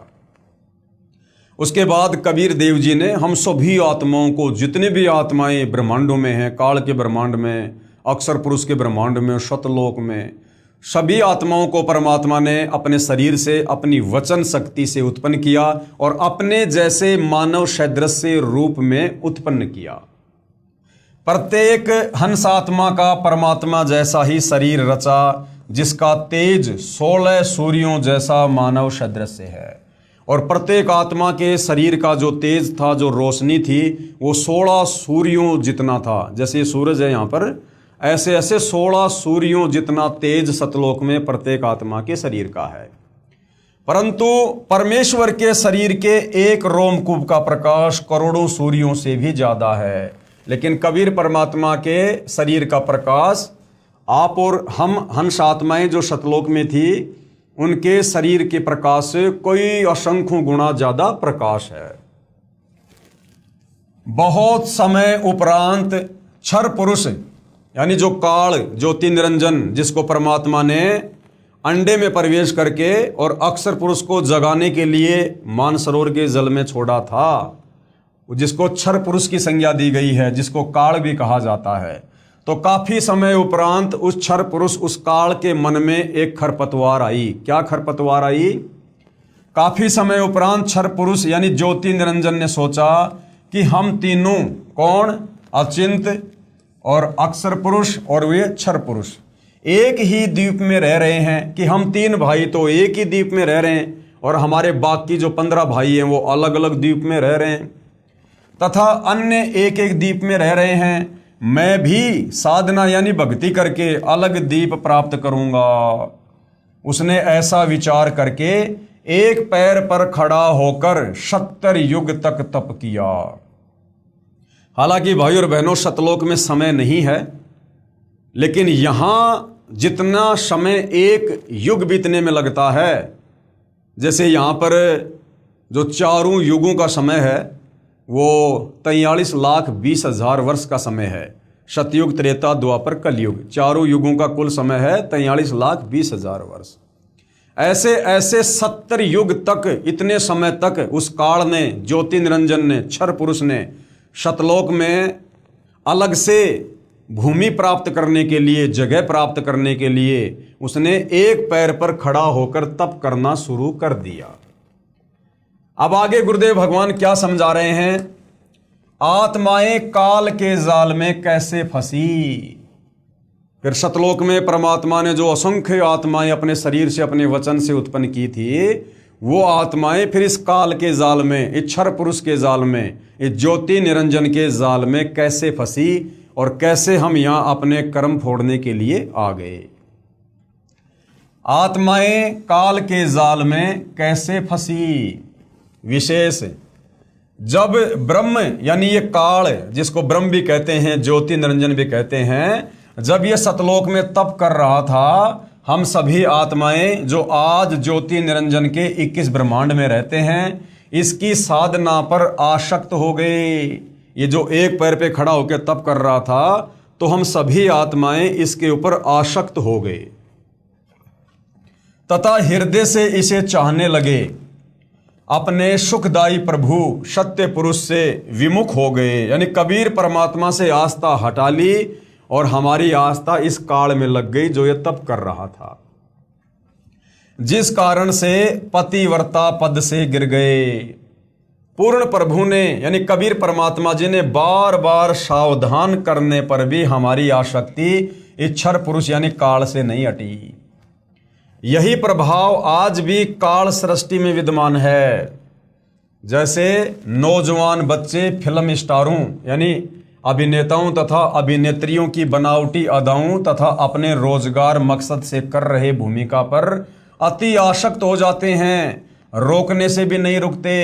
यदि कोई अभिनेता या अभिनेत्री निकटवर्ती शहर में आ जाए तो देखे उन नादान बच्चों की भीड़ केवल दर्शन करने के लिए बहु संख्या में एकत्रित हो जाती हैं। लेना एक न देने दो, रोजी रोटी अभिनेता कमा रहे हैं, नौजवान बच्चे लुट रहे हैं। माता पिता कितना ही समझाएं किंतु बच्चे नहीं मानते, कहीं न कहीं कभी न कभी लुक छिप कर जाते ही रहते हैं। इसी प्रकार कबीर परमात्मा जी ने हमें सतलोक में बहुत सावधान किया, बार बार आकाशवाणी की कि बच्चों ये अपने कर्म फोड़ रहा है, ये जो काल है जो तप कर रहा है ये मनमानी कर रहा है, तुम इसके ऊपर ध्यान मत दो, तुम आराम से रहो, तुम्हारे पास में किस चीज़ की कमी है। हम ऊपर से तो सावधान हो गए परंतु अंदर से जो चाहत थी वो हमारी काल से नहीं हटी, तो हम पतिव्रता पद से नीचे गिर गए। पूर्ण ब्रह्म कबीर देव कबीर प्रभु ने क्षर पुरुष से पूछा, उस काल से पूछा कि बोलो क्या चाहते हो, कि भैया तप क्यों कर रहा है। सत्तर के बाद परमात्मा ने पूछा कि आप क्या चाहते हो, तो उसने कहा कि पिताजी ये स्थान मेरे लिए बहुत कम है, मुझे अलग से द्वीप प्रदान करने की कृपा करें। तो हक्का कबीर यानी सत्य कबीर ने उसे 21 ब्रह्मांड प्रदान कर दिए। कितने ब्रह्मांड प्रदान कर दिए? 21 ब्रह्मांड प्रदान कर दिए। कुछ समय उपरांत ज्योति निरंजन ने सोचा इसमें कुछ रचना करनी चाहिए कि भाई मैंने परमात्मा से ये खाली प्लाट तो ले लिए, अब इसमें कुछ कंस्ट्रक्शन करना चाहिए, कुछ रचना भी करनी चाहिए। खाली ब्रह्मांड यानी प्लाट किस काम के, ये विचार करके 70 युग तप करके पूर्ण परमात्मा कबीर देव कबीर प्रभु से रचना सामग्री भी यानी उसने रचना सामग्री की याचना की। सत्य पुरुष ने उसे 3 गुण तथा 5 तत्व प्रदान कर दिए। 3 गुण कौन से? रजगुण, सतगुण, तमगुण और 5 तत्व है अग्नि, पृथ्वी, जल, आकाश और वायु। ये 3 गुण और 5 तत्व परमात्मा जी ने उस काल को प्रदान कर दिए, जिससे ब्रह्म यानी ज्योति निरंजन ने अपने ब्रह्मांडों में कुछ रचना की। फिर सोचा कि इसमें जीव भी होने चाहिए, अकेले का दिल नहीं लगता। ये विचार करके 64 युग तक फिर तप किया। पूर्ण परमात्मा कबीर देव के पूछने पर बताया कि मुझे कुछ आत्मा दे दो, मेरा अकेले का दिल नहीं लग रहा है। तब सत्य पुरुष यानी कबीर देव कबीर परमेश्वर ने कहा कि भाई ब्रह्म, हे काल, तेरे तप के प्रतिफल में मैं तुझे और ब्रह्मांड दे सकता हूं कि तेरे को अगर और द्वीप चाहिए और ब्रह्मांड चाहिए तो ले ले, परंतु मेरी आत्माओं को किसी भी जप तप साधना के फल रूप में नहीं दे सकता। हाँ, यदि कोई अपनी इच्छा से तेरे साथ जाना चाहे तो वह जा सकता है। युवा कबीर समर्थ कबीर के वचन सुनकर ये ज्योति निरंजन ये काल हमारे पास आया। हम सभी हंसात्मा पहले से ही उस पर आसक्त थे, हम उसे चारों तरफ से घेर कर खड़े हो गए। ज्योति निरंजन ने कहा कि मैंने पिताजी से अलग 21 ब्रह्मांड प्राप्त कर लिए, वहाँ नाना प्रकार के रमणीय स्थल बनाए हैं। अब ये काल हमारे पास में आया और ये हमारे को भ्रमित करने लगा कि मैंने पिताजी से ऐसे ऐसे 21 ब्रह्मांड प्राप्त कर लिए हैं और इन 21 ब्रह्मांडों में मैंने 3 गुण और 5 तत्वों से बहुत ही बढ़िया बढ़िया जगह बनाई है घूमने की, फिरने की, बहुत ही मनोरंजन वाली जगह बनाई है, बड़े बड़े बाग बगीचे बनाए हैं मैंने। क्या आप लोग मेरे साथ चलोगे? हम सभी हंसों ने जो आज 21 ब्रह्मांडों में परेशान हैं, यानी आज हम यहाँ कोई गधा बन रहा है, कोई कुत्ता बन रहा है, कोई इंसान है, कोई स्त्री है, कोई पुरुष है, कोई किन्नर है, कोई सूअर बन के गोबर खा रहा है, कोई देव देवता बन के थोड़े समय के लिए ऊपर बैठा हुआ है, हम सभी आत्माओं ने स्वीकृति दे दी। हम सभी हंसों ने जो आज 21 ब्रह्मांडों में परेशान है, कहा कि हम तैयार हैं, यदि पिताजी आज्ञा दें तब क्षर पुरुष पूर्ण ब्रह्म कबीर देव के पास गया तथा सर्व वार्ता कही। तब कबीर अग्नि, यानी वेदों में परमात्मा को कबीर अग्नि भी कहा गया है, तब कबीर अग्नि अर्थात कबीर परमेश्वर ने कहा कि मेरे सामने स्वीकृति देने वाले को आज्ञा दूंगा। अब ये काल इसने क्या किया, ये कबीर परमात्मा जी के पास में गया और कहा कि परमात्मा जी, बहुत सारी आत्माएं हैं जो मेरे साथ 21 ब्रह्मांडों में जाना चाहती हैं। तो कबीर परमेश्वर ने कहा, भाई अगर वो आत्माएं मेरे सामने स्वीकृति दे देंगी तो मैं उनको तेरे साथ में भेज सकता हूं। क्षर पुरुष यानी ये काल तथा परम अक्षर पुरुष यानी कबीर परमात्मा, जिनको कबीर अमित ओझा भी कहा गया है, यानी जिसकी शक्ति का कोई वार पार नहीं, वह कबीर दोनों हम सभी हंस आत्माओं के पास आए। कौन? क्षर पुरुष और परम अक्षर पुरुष, ये काल और कबीर परमात्मा दोनों हम सभी हंस आत्माओं के पास आए। और सत्य कबीर देव ने कहा कि जो हंस आत्मा इस ब्रह्म के साथ जाना चाहता है, हाथ ऊपर करके स्वीकृति दे दे। अपने पिता के सामने किसी की हिम्मत नहीं हुई, किसी ने स्वीकृति नहीं दी। बहुत समय तक सन्नाटा छाया रहा, पर एक आत्मा ने किया, ताजी मैं जाना चाहता हूं। बहुत देर बाद एक हंस आत्मा ने हाथ खड़ा किया और कहा कि पिताजी, इस क्षर पुरुष के साथ में मैं जाना चाहता हूं। फिर तो उसकी देखा देखी जो आज काल ब्रह्म के 21 ब्रह्मांडों में फंसी हैं, हम सभी आत्माओं ने स्वीकृति दे दी। परमेश्वर कबीर जी ने ज्योति निरंजन से कहा कि आप अपने स्थान पर जाओ, कि भाई क्षर पुरुष तू तेरे 21 ब्रह्मांडों में जा। जिन्होंने तेरे साथ जाने की स्वीकृति दी है, मैं उन सभी हंस आत्माओं को आपके पास भेज दूंगा। ज्योति निरंजन अपने 21 ब्रह्मांडों में चला गया। उस समय तक यह 21 ब्रह्मांड सतलोक में ही थे, यानी सतलोक के ही एक कोने में परमात्मा ने इसको 21 ब्रह्मांड दिए थे। तो परमात्मा जी ने कहा कि भाई क्षर पुरुष तू तेरे 21 ब्रह्मांड में जा, और जिन जिन आत्माओं ने तेरे साथ में जाने के लिए हाथ खड़ा किया है, उन सब के नंबर मेरे कंप्यूटर में आ गए हैं, और मैं अपने हिसाब से तेरे पास उन सभी आत्माओं को भेज दूंगा। तत्पश्चात पूर्ण ब्रह्म ने, यानी कबीर परमात्मा जी ने सर्वप्रथम स्वीकृति देने वाले हंस को लड़की का रूप दिया। जिसने सबसे पहले काल के 21 ब्रह्मांड में जाने के लिए हाथ खड़ा किया था, परमात्मा ने उसको एक सुंदर लड़की का रूप दिया। परंतु स्त्री इंद्री नहीं रची, लेकिन उसको जनेंद्री नहीं लगाई।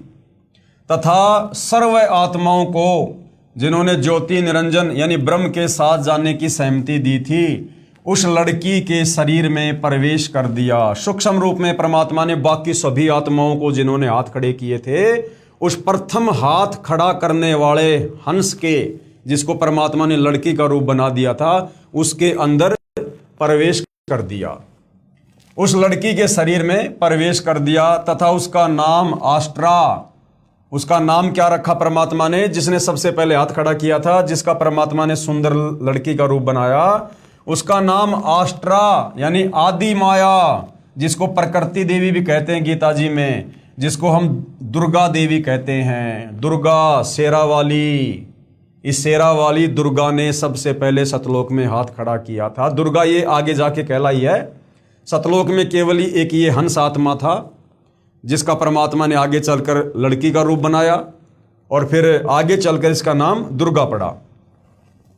तथा सत्य पुरुष यानी कबीर देव जी ने कहा कि बेटी, मैंने तेरे को शब्द शक्ति प्रदान कर दी है। जितने जीव ये ब्रह्म कहे आप उत्पन्न कर देना।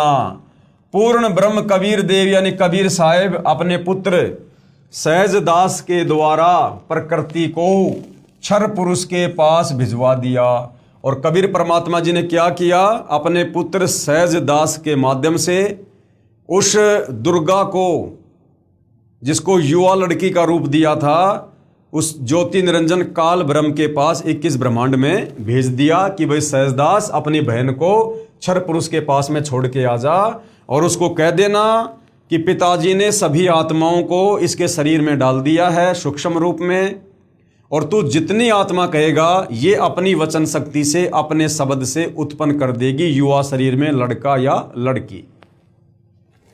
सहजदास जी ने ज्योति निरंजन को बताया कि पिताजी ने इस बहन के शरीर में उन सभी आत्माओं को प्रवेश कर दिया है जिन्होंने आपके साथ जाने की सहमति व्यक्त की थी, तथा इसको पिताजी ने वचन शक्ति प्रदान की है। आप जितने जीव चाहोगे प्रकृति यानी ये दुर्गा अपने शब्द से उत्पन्न कर देगी।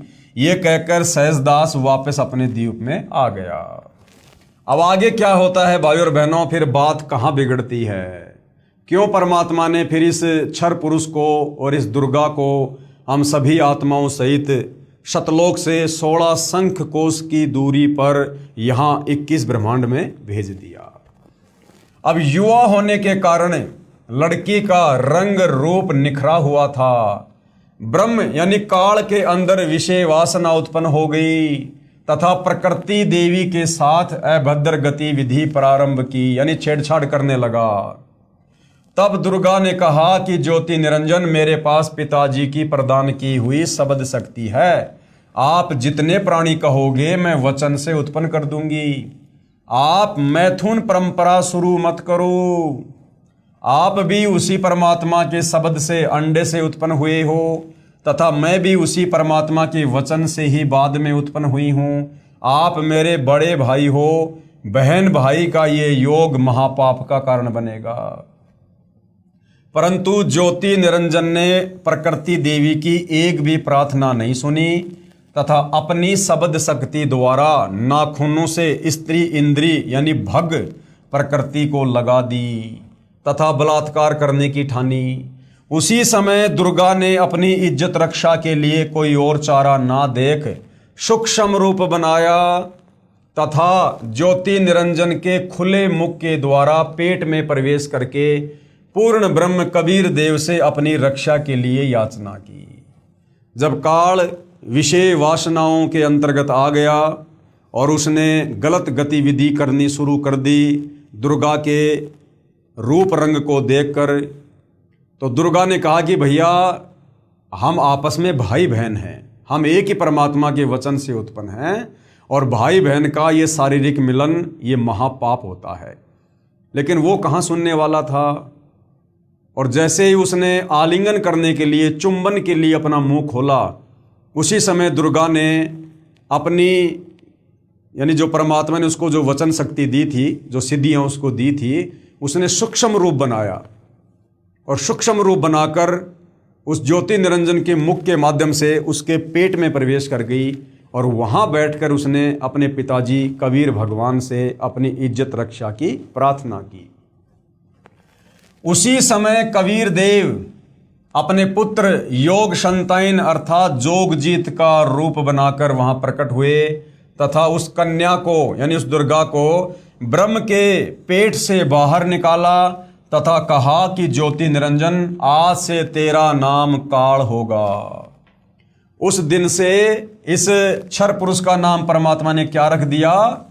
काल, कि आज से तेरा नाम काल होगा।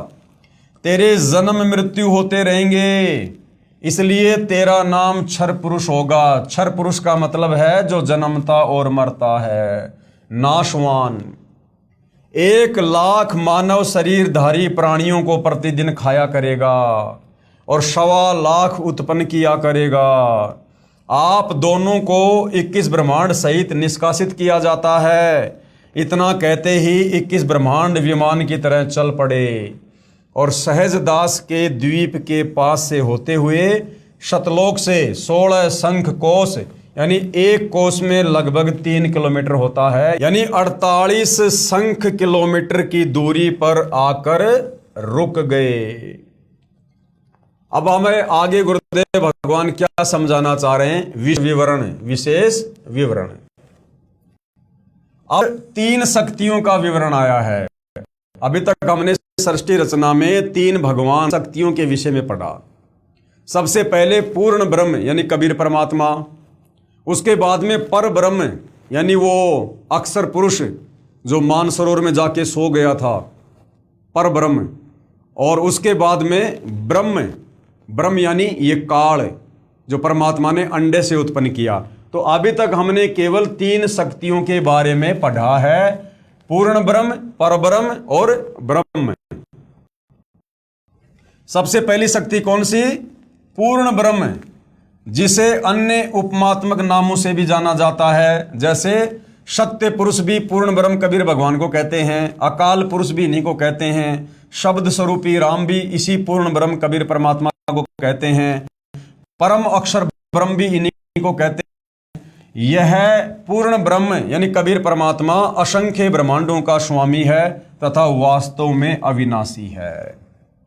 तो एक तो हो गया पूर्ण ब्रह्म जिसके बारे में हमने पढ़ा। दूसरी शक्ति है पर ब्रह्म, जिसे अक्षर पुरुष भी कहा जाता है। यह वास्तव में अविनाशी नहीं है, 7 संग ब्रह्मांडों का स्वामी है। और तीसरी शक्ति कौन सी है? ब्रह्म, ये काल, जिसे ज्योति निरंजन, काल, कैल, क्षर पुरुष तथा धर्मराय आदि नामों से जाना जाता है, जो केवल 21 ब्रह्मांड का स्वामी है। अब आगे इसी ब्रह्म यानी काल की सृष्टि के एक ब्रह्मांड का परिचय दिया जाएगा, जिसमें 3 और नाम आपके पढ़ने में आएंगे, ब्रह्मा, विष्णु तथा शिव। अब कबीर परमात्मा ने इसको श्राप दे दिया कि भैया आज से तेरा नाम काल होगा और तेरे जन्म और मृत्यु होंगे और तू प्रतिदिन 1 लाख मानव शरीरधारी आत्माओं को खाया करेगा और 1.25 लाख तेरे भोजन के लिए ये दुर्गा उत्पन्न किया करेगी। और उसको श्राप दे दिया कि अब तू सतलोक से निष्कासित हो जा। उसी समय उसके 21 ब्रह्मांड सतलोक से अलग होकर और चल पड़े एक विमान की तरह, और सतलोक से 48 शंख किलोमीटर, नील पद्म शंख 48 जो है शंख किलोमीटर यानी 16 शंख कोस की दूरी पर आकर रुक गए। एक कोस में 3 किलोमीटर होते हैं, 16 शंख कोस की दूरी है इस 21 ब्रह्मांड और सतलोक की। तो 48 शंख किलोमीटर दूर आकर काल के 21 ब्रह्मांड रुक गए, ठहर गए, एक जगह स्थापित हो गए। अब 21 ब्रह्मांड में हम केवल एक ब्रह्मांड के विषय में जानकारी प्राप्त करेंगे। इस काल के 21 ब्रह्मांड में हम केवल एक ब्रह्मांड के विषय में अब आगे जानकारी प्राप्त करेंगे, और इस एक ब्रह्मांड में हमारे को 3 नए भगवानों का नाम और सुनने को मिलेगा, ब्रह्मा, विष्णु, शिव। ये ब्रह्मा, विष्णु, शिव इस काल, इस ज्योति निरंजन के पुत्र हैं जो इसने दुर्गा से उत्पन्न किए। तो अब हम एक ब्रह्मांड की सृष्टि के विषय में जानकारी प्राप्त करेंगे। ब्रह्म तथा ब्रह्मा में भेद। अब आगे सृष्टि रचना को समझने के लिए हमने इस ब्रह्म तथा इस ब्रह्मा में क्या अंतर है ये समझना पड़ेगा। ये ब्रह्म तो है 21 ब्रह्मांड का स्वामी जिसको काल कहते हैं, और ब्रह्मा है इसका बेटा, यानी ब्रह्मा, विष्णु, महेश इस ब्रह्म के 3 पुत्र हैं। तो ये जो ब्रह्मा है ये इस ब्रह्म का, इस काल का सबसे बड़ा बेटा है। एक ब्रह्मांड में बने सर्वोपरि स्थान पर ब्रह्म यानी ये क्षर पुरुष रहता है। तो भाइयों और बहनों, ये एक ब्रह्मांड का लघु चित्र बनाकर पूज्य गुरुदेव भगवान ने हमें समझाया है कि काल किस प्रकार से एक ब्रह्मांड की सृष्टि को चलाता है। काल को कुल 21 ब्रह्मांड दिए परमात्मा ने। अब ये काल एक ब्रह्मांड से सृष्टि की शुरुआत करता है। ये एक ब्रह्मांड का लघु चित्र है जो पूज्य गुरुदेव भगवान ने यहां पर बनाया हुआ है। इस एक ब्रह्मांड में ये काल क्या करता है?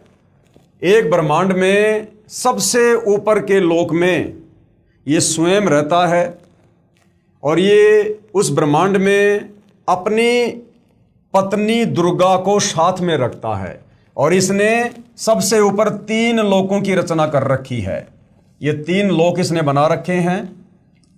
एक है ये रजोगुण क्षेत्र, दूसरा है ये तमोगुण क्षेत्र और तीसरा है शतोगुण क्षेत्र। अब ये काल क्या करता है भाइयों और बहनों, रजोगुण क्षेत्र जो इसने बना रखा है, यहां पर ये काल महाब्रह्मा रूप में रहता है और अपनी पत्नी दुर्गा को महासावित्री रूप में रखता है।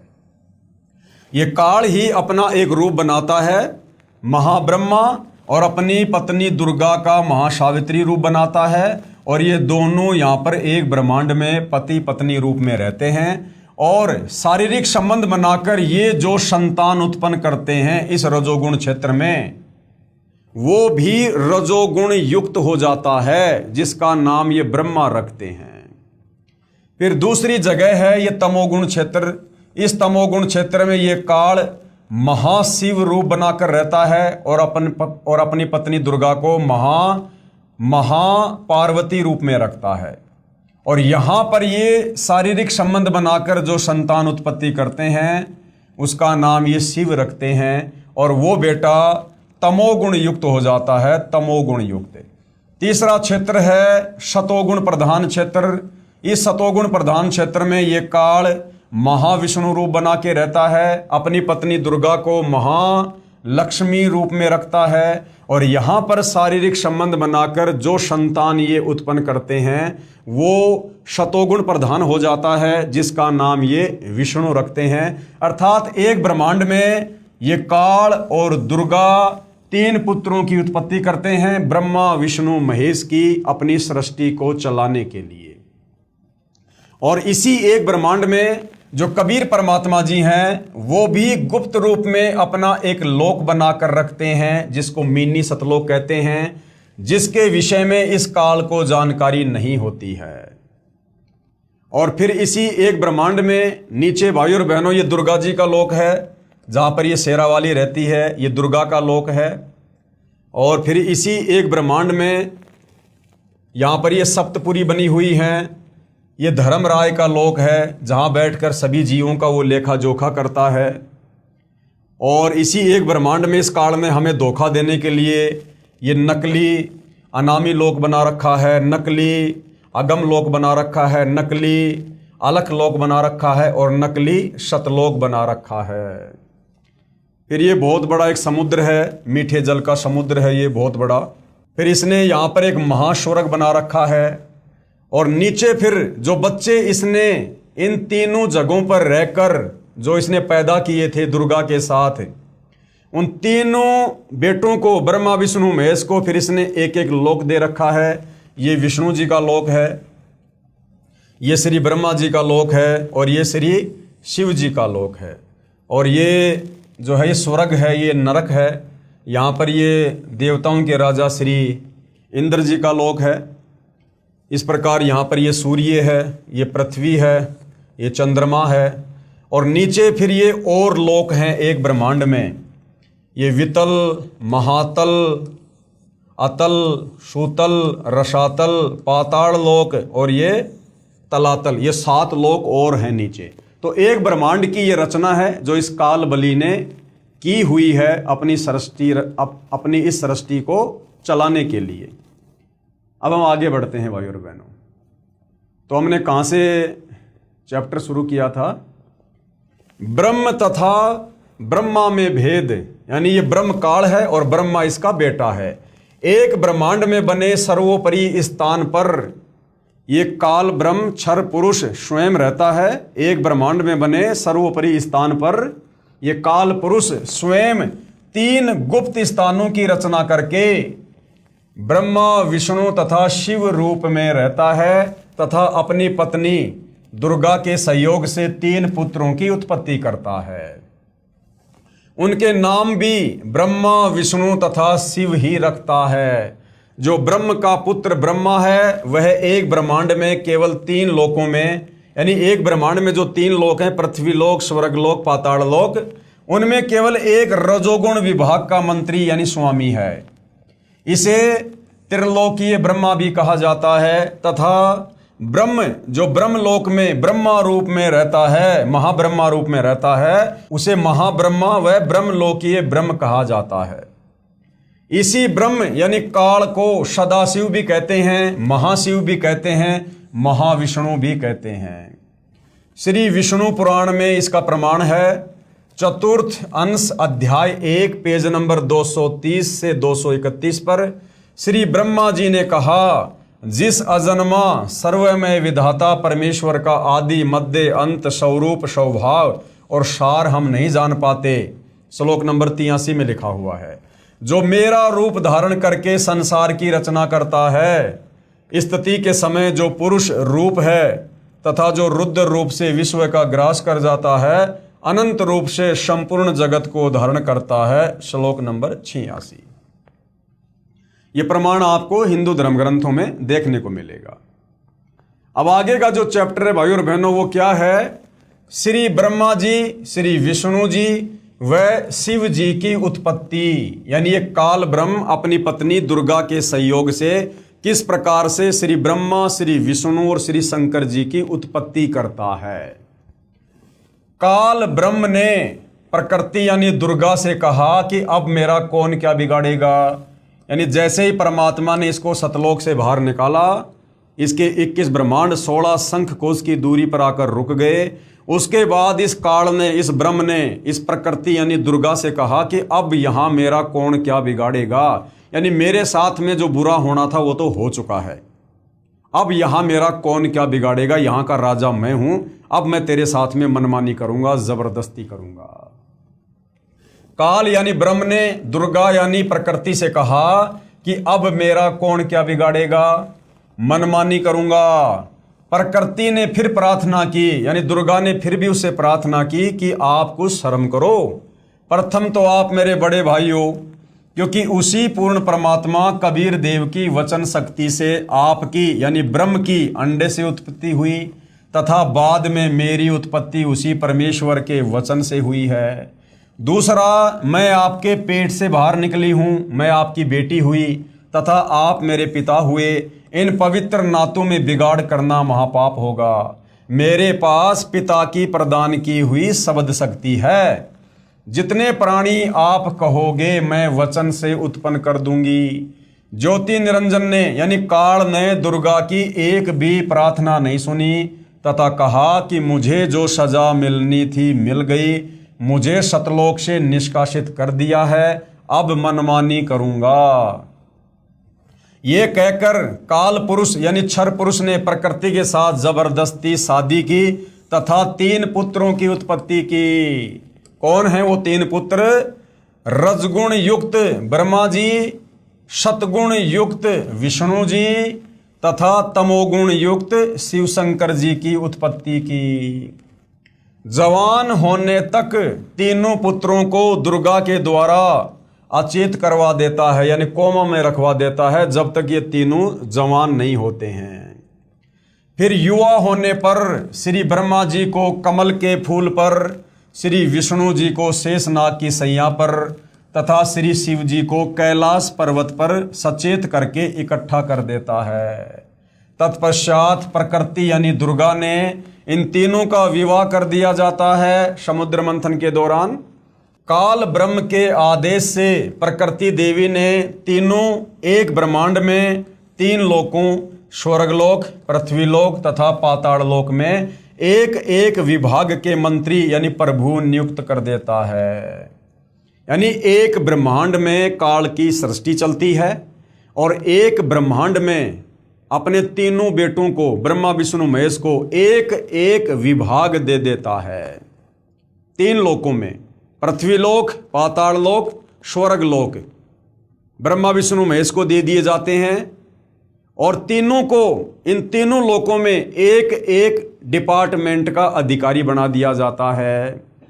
रजोगुण का प्रधान ब्रह्मा जी को बना दिया जाता है, शतोगुण का प्रधान विष्णु जी को बना दिया जाता है और रजोगुण का प्रधान शंकर जी को बना दिया जाता है। यानी एक बेटे को तीनों लोक नहीं दिए, तीनों लोकों में एक एक विभाग अपने तीनों पुत्रों को दिए।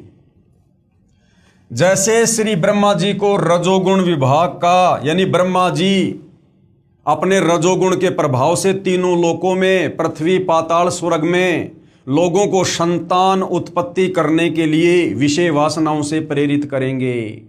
आज इस एक ब्रह्मांड में जितने भी जीव, चाहे गधा कुत्ता सूअर है, चाहे इंसान है, चाहे देवी देवता हैं, जिनके अंदर काम वासना जागृत होती है, बच्चे पैदा करने की जो उमंग होती है, ये श्री ब्रह्मा जी के रजोगुण के प्रभाव के कारण होती है। तो रजोगुण का जो डिपार्टमेंट है वो श्री ब्रह्मा जी को दे दिया। जैसे श्री ब्रह्मा जी को रजोगुण विभाग का तथा विष्णु जी को शतोगुण विभाग का, और आपस में तीनों लोकों में, चाहे देवता हो, चाहे इंसान हो, चाहे जानवर हो, अपने बेटा बेटी के लिए, अपनी कार कोठी संपत्ति के लिए जो आपस में मोह ममता है, वो विष्णु जी के शतोगुण के कारण होती है। विष्णु जी को शतोगुण विभाग का तथा श्री शंकर जी को तमोगुण विभाग का प्रभु बनाया, और आपस में लड़ाई झगड़े, मार पिटाई, राग द्वेष, ईर्ष्या, ये श्री शंकर जी के तमोगुण के प्रभाव के कारण जीवों में उत्पन्न होता है। तथा ये काल ब्रह्म स्वयं गुप्त महाब्रह्मा, महाविष्णु, महाशिव रूप से मुख्यमंत्री पद को संभालता है, और ये काल फिर गुप्त हो जाता है कि भैया अब मेरा आगे का सारा काम ये मेरे तीनों बेटे करेंगे। एक ब्रह्मांड में एक ब्रह्मलोक की रचना की है। इस काल ने एक ब्रह्मांड में सबसे ऊपरी क्षेत्र में एक ब्रह्मलोक की रचना कर रखी है, जहां पर ये अकेला रहता है, जहां इसने तपतशिला बना रखी है, जहां पर ये जीवों के सूक्ष्म शरीर को भून भून के वासना निकाल के खाता है, जो इसको श्राप लगा हुआ है। उसी में गुप्त स्थान बनाए हैं। उसी ब्रह्मलोक में इसने 3 गुप्त स्थान बनाए हैं। एक रजोगुण प्रधान स्थान है, जहां पर ये ब्रह्म यानी काल स्वयं महाब्रह्मा यानी मुख्यमंत्री रूप में रहता है, तथा अपनी पत्नी दुर्गा को महासावित्री रूप में रखता है। इन दोनों के सहयोग से यानी शारीरिक संबंध से जो पुत्र इस स्थान पर उत्पन्न होता है, वह स्वतः ही रजोगुणी बन जाता है, क्योंकि ये रजोगुण प्रधान क्षेत्र है। तो यहां पर जो बच्चा ये दोनों मिलकर पैदा करते हैं, वो ऑटोमेटिक रजोगुणी बन जाता है। दूसरा स्थान है शतोगुण प्रधान स्थान। वहां पर ये क्षर पुरुष यानी काल स्वयं महाविष्णु रूप बनाकर रहता है, तथा अपनी पत्नी दुर्गा को महालक्ष्मी रूप में रखकर जो पुत्र उत्पन्न करता है, उसका नाम विष्णु रखता है। वह बालक शतोगुण युक्त हो जाता है। तथा तीसरा, इसी काल ने वहीं पर एक तमोगुण प्रधान क्षेत्र बनाया है। उसमें यह स्वयं सदाशिव रूप बनाकर रहता है, महाशिव रूप बनाकर रहता है, तथा अपनी पत्नी दुर्गा को महापार्वती रूप में रखता है। इन दोनों के पति पत्नी व्यवहार से जो पुत्र उत्पन्न होता है, उसका नाम शिव रख देते हैं, शंकर जी रख देते हैं, तथा तमोगुण युक्त कर देते हैं। इसके प्रमाण के लिए देखिए पवित्र श्री शिव महापुराण विद्वेश्वर संहिता पेज नंबर 24 और 26, जिसमें ब्रह्मा, विष्णु, रुद्र तथा महेश्वर से अन्य सदाशिव है, तथा रुद्र संहिता अध्याय 6, 7, 9 पेज नंबर 100 से 105 तथा 110 पर अनुवाद करता है श्री हनुमान प्रसाद पोदार, गीता प्रेस गोरखपुर से प्रकाशित, तथा श्री मद्देवी महापुराण तीसरा स्कंद अध्याय 1 से 5 पेज नंबर 114 से 123 तक, गीता प्रेस गोरखपुर से प्रकाशित। अनुवादक हैं श्री हनुमान प्रसाद पोदार, चिमनलाल गोस्वामी। अब भाई और बहनों, जो सृष्टि रचना आप जी को यहाँ पर बताई जा रही है, अब इस सृष्टि रचना में बताई गई ये बातें कि ये काल ब्रह्म एक ब्रह्मांड में सबसे ऊपरी क्षेत्र पर ब्रह्मलोक में रहता है, और वहाँ इसने 3 गुप्त स्थान बना रखे हैं।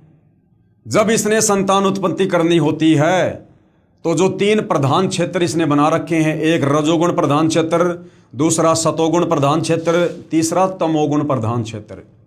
जब ये काल ब्रह्म संतान उत्पत्ति करता है, तो सर्वप्रथम ये रजोगुण प्रधान क्षेत्र में जाता है। वहाँ पर ये महा ब्रह्मा रूप धारण करता है, और अपनी पत्नी दुर्गा को माँ सावित्री रूप में रखता है, और पति पत्नी व्यवहार करके जो संतान ये उत्पन्न करते हैं, उससे एक रजोगुणी पुत्र उत्पन्न होता है, जिसका नाम ये ब्रह्मा रखते हैं।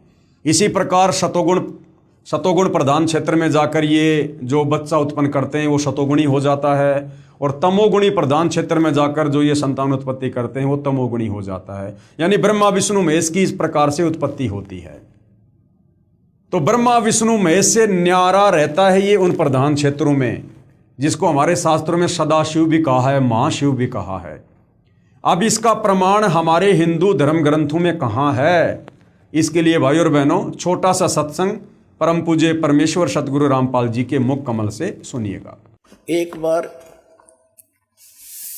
बार श्री ब्रह्मा जी और श्री विष्णु जी का आपस में झगड़ा हो गया, युद्ध हो गया। किस बात पे? ब्रह्मा जी कहता मैं तेरा पिता, विष्णु जी कहता मैं तेरा बाप। लट्ठम लट्ठा युद्ध हो गया शुरू। तो इस काल ने, इनके पिता ने, जो कहता मैं इनसे अलग रहता हूं, ये गुप्त रहता है, इसने ऊपर से एक स्तंभ छोड़ दिया, पिलर, लिंग पिलर का सफेद, इनके दोनों के बीच में खड़ा कर दिया एकदम, और बहुत लंबा चौड़ा, ऊपर तक लंबाई बहुत ज्यादा उसकी। इन्हें युद्ध बंद कर दिया, उसका और छोर खोजन में लग गए। फिर ये स्वयं आ गया अपने पुत्र शिव का रूप धारण करके, शिव रूप में, फिर इनको ज्ञान देने लगा। तो क्या बताता देखिएगा, ये शिव पुराण विद्वेश्वर संहिता और संक्षिप्त शिव पुराण 24 पृष्ठ पर ये देखिएगा, इनका बीच में जो स्तंभ खड़ा किया उसने, ये चित्र बना रखा है ब्रह्मा और विष्णु जी के बीच। फिर इनके बाद ये आ गया, प्रकट हो गया, इनसे बातें करने लगा। यहाँ पर 25 पृष्ठ पे ब्रह्मा और विष्णु ने पूछा, प्रभु सृष्टि आदि 5 कर्तों के लक्षण क्या है, यह हम दोनों को बताइए। भगवान शिव बोले, युग काल आ गया शिव रूप में, अपने पुत्र के रूप में। मेरे कर्तव्यों को समझना अत्यंत गहन है, तथापि मैं कृपा पूर्वक तुम्हें उनके विषय में बता रहा हूं। यहां देखना, अब 26 पृष्ठ पे ये क्या कहता है, पुत्रों तुम दोनों ने तपस्या करके प्रसन्न हुए मुझ परमेश्वर से सृष्टि तथा सतीथि नामक 2 कृत प्राप्त किए। ये तो दोनों हो गए, ब्रह्मा और विष्णु। फिर ये दोनों तुम्हें बहुत प्रिय हैं। इसी प्रकार मेरी विभूति स्वरूप रुद्र और महेश्वर ने, ये ने है मैंने, 2 अन्य उत्तम कर संहार और तिरोभाव मुझसे प्राप्त किए। अब से 2 गया, 2 थे ब्रह्मा विष्णु और 2 ये शंकर रुद्र और महेश्वर, 5वां यू बोलनिया जो शिव पुराण बोल रहा है। तो इससे क्या हो गया कि ये इनसे अलग है। ब्रह्मा विष्णु महेश, ये तीनों देवताओं में गुण है, ये इनसे न्यारा है। हो गया शिव पुराण से सिद्ध। यू 5वां अलग से है इनका पिता, 4था। तो भाई और बहनों, आप जियों ने ये प्रमाण देख लिया है कि ब्रह्मा विष्णु महेश से न्यारा इनका पिता है ये काल ब्रह्म, जिसको सदाशिव भी कहते हैं, महाशिव भी कहते हैं।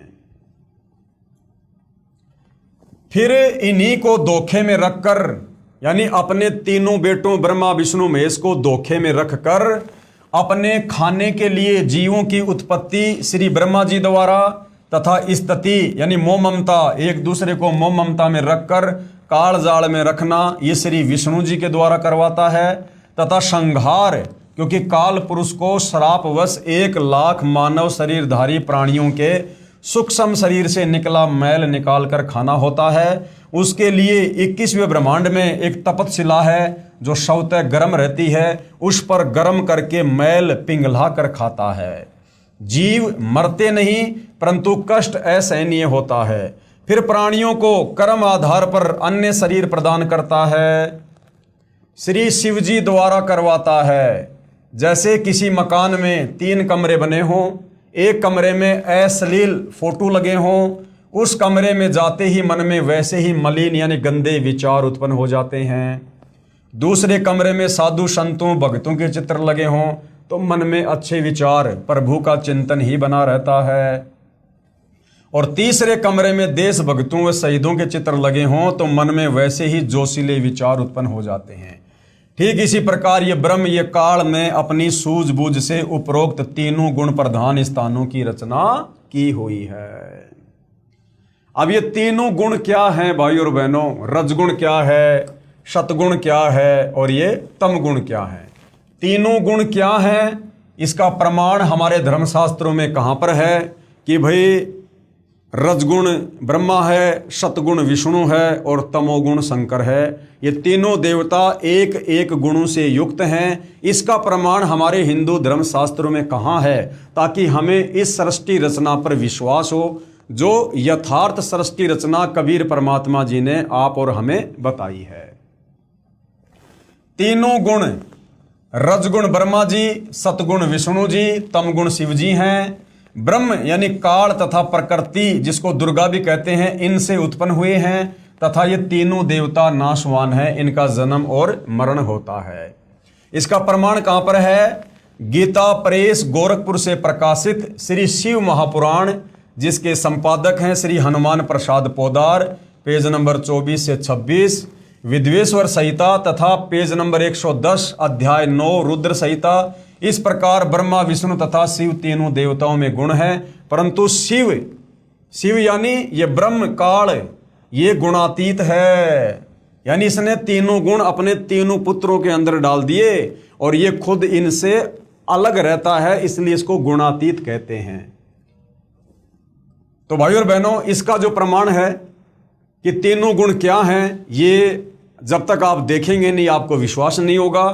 तो हमारे हिंदू धर्म ग्रंथों में ये सारा प्रमाण है। तो आप जी परम पूज्य परमेश्वर सतगुरु रामपाल जी के मुख कमल से सुनिएगा और देखिएगा, ताकि आपको सृष्टि रचना पर विश्वास हो सके। सुनिएगा। अपने इस सदग्रंथों में श्री शिव पुराण गीता प्रेस गोरखपुर से प्रकाशित है। इसके संपादक कौन है?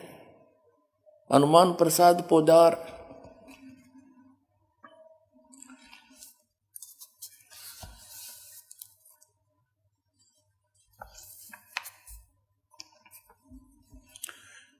ये संक्षिप्त शिवपुराण रुद्र संहिता और संक्षिप्त शिवपुराण 110 पृष्ठ पर हम पढ़ रहे हैं। गीता प्रेस गोरखपुर से प्रकाशित मोटा टाइप। इस प्रकार ब्रह्मा विष्णु और रुद्र इन तीन देवताओं में गुण हैं, यानी रजगुण ब्रह्मा, सतगुण विष्णु, तमगुण शिव। परंतु शिव गुणातीत माने गए हैं। वो शिव कौन है? ये इनका पिता है। ये वास्तविक रूप में नहीं आता, किसी कभी ब्रह्मा के रूप में आ जाता, कहीं विष्णु के रूप में। शिव पुराण में ये शिव के रूप में आया, जिस कारण से इसकी महिमा अलग से बनाई। अब इस कंसेप्ट को और क्लियर करते हैं कि इनसे अलग है उनका पिता।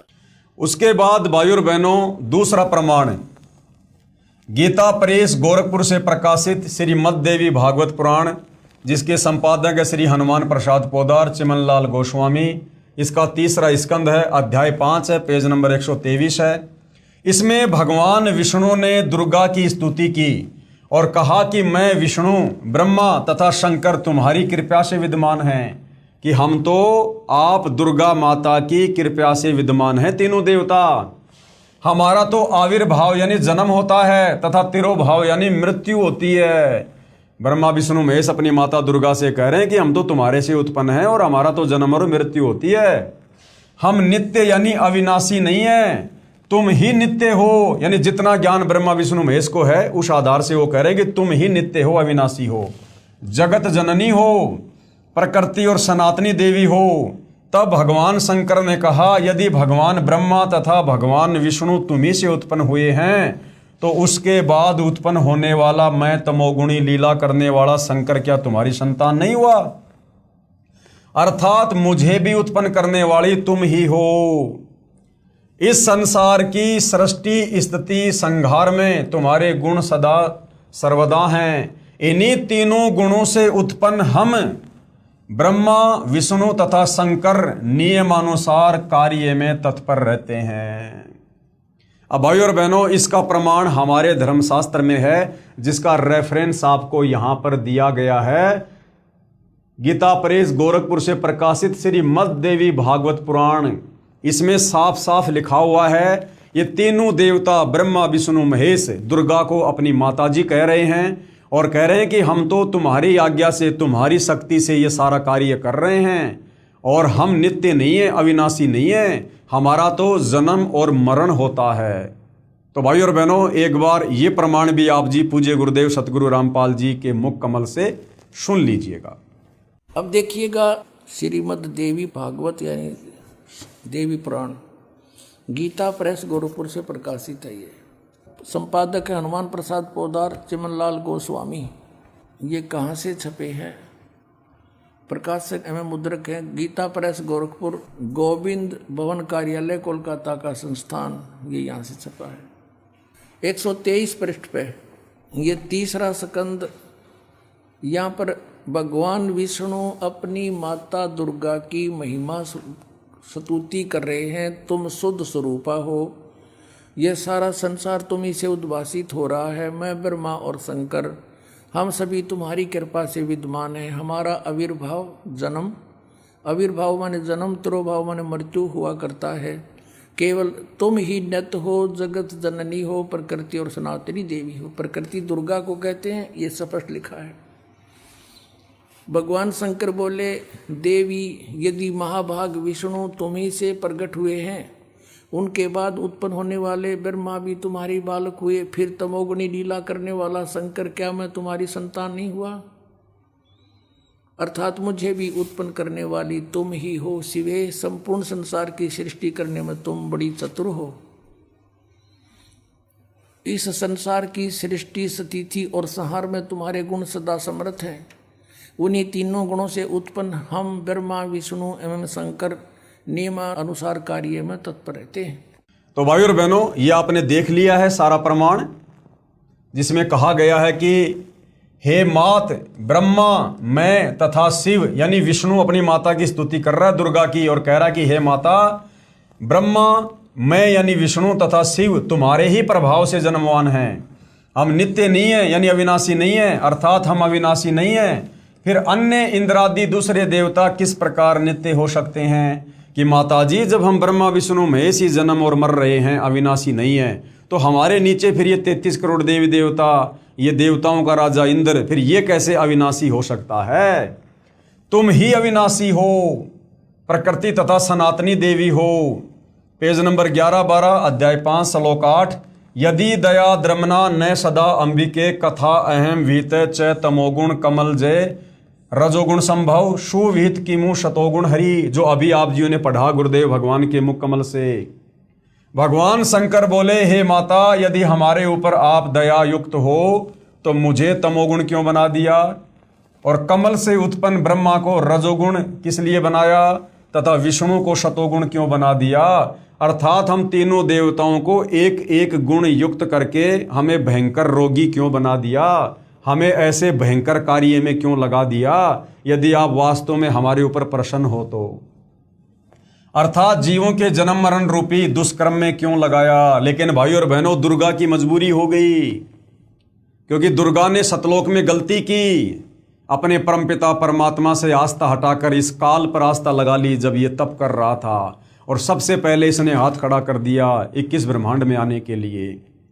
और उसके बाद काल अब इसका मिसयूज कर रहा है अपने भोजन के लिए। इस काल ने दुर्गा को डरा रखा है, यदि तूने मेरे विषय में अगर जानकारी मेरे तीनों पुत्रों को दे दी तो मेरे से बुरा कोई नहीं। तो अब ये दुर्गा भी डरती हुई अपने तीनों पुत्रों को कुछ नहीं बताती है। इसलिए दुर्गा की मजबूरी हो गई अपने तीनों बच्चों को सृष्टि रचना के विषय में जो है अंधकार में रखने की।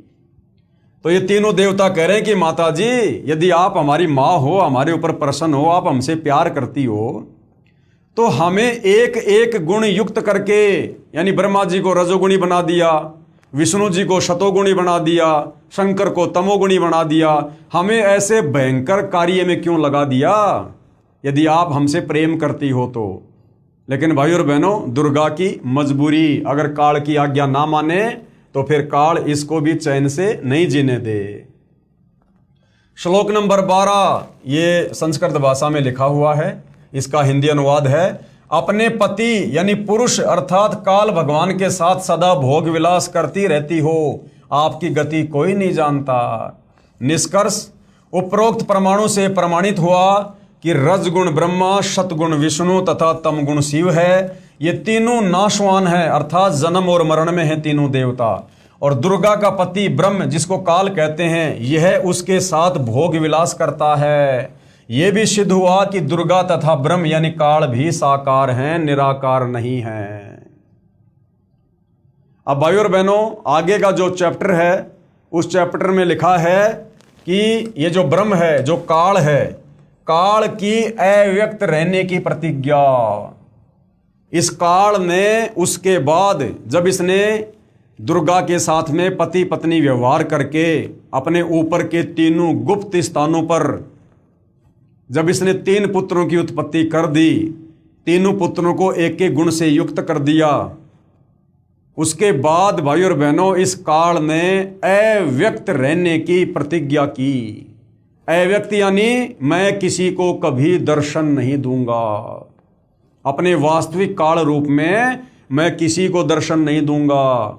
और दुर्गा को कह दिया अब इन तीनों पुत्रों के माध्यम से तू सृष्टि का कार्यभार संभाल और मेरे लिए भोजन तैयार करवा। एक ब्रह्मांड की सृष्टि ये काल सिर्फ और सिर्फ अपने भोजन के लिए चला रहा है, केवल अपने भोजन के लिए, क्योंकि इसको परमात्मा कबीर जी ने सतलोक में श्राप दे दिया था कि तू रोजाना 1 लाख मानव शरीरधारी आत्माओं के सूक्ष्म शरीर से निकली गंध खाएगा।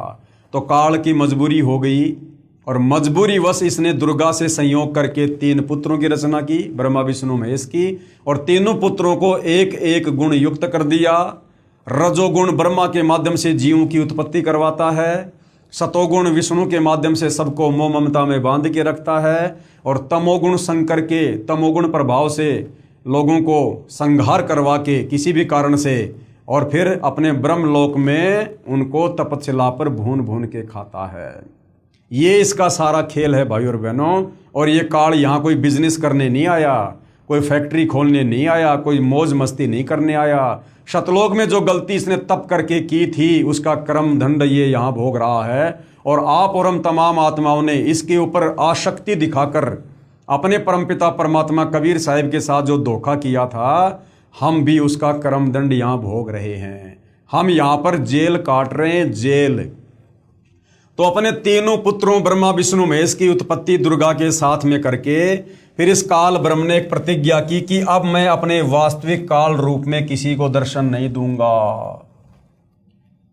तो भाई और बहनों, उस काल ब्रह्म की जो प्रतिज्ञा है उसके विषय में हम नेक्स्ट वीडियो में जानकारी प्राप्त करेंगे। ये सृष्टि रचना है, इस सृष्टि रचना को हमने बहुत ही ध्यानपूर्वक सुनना है।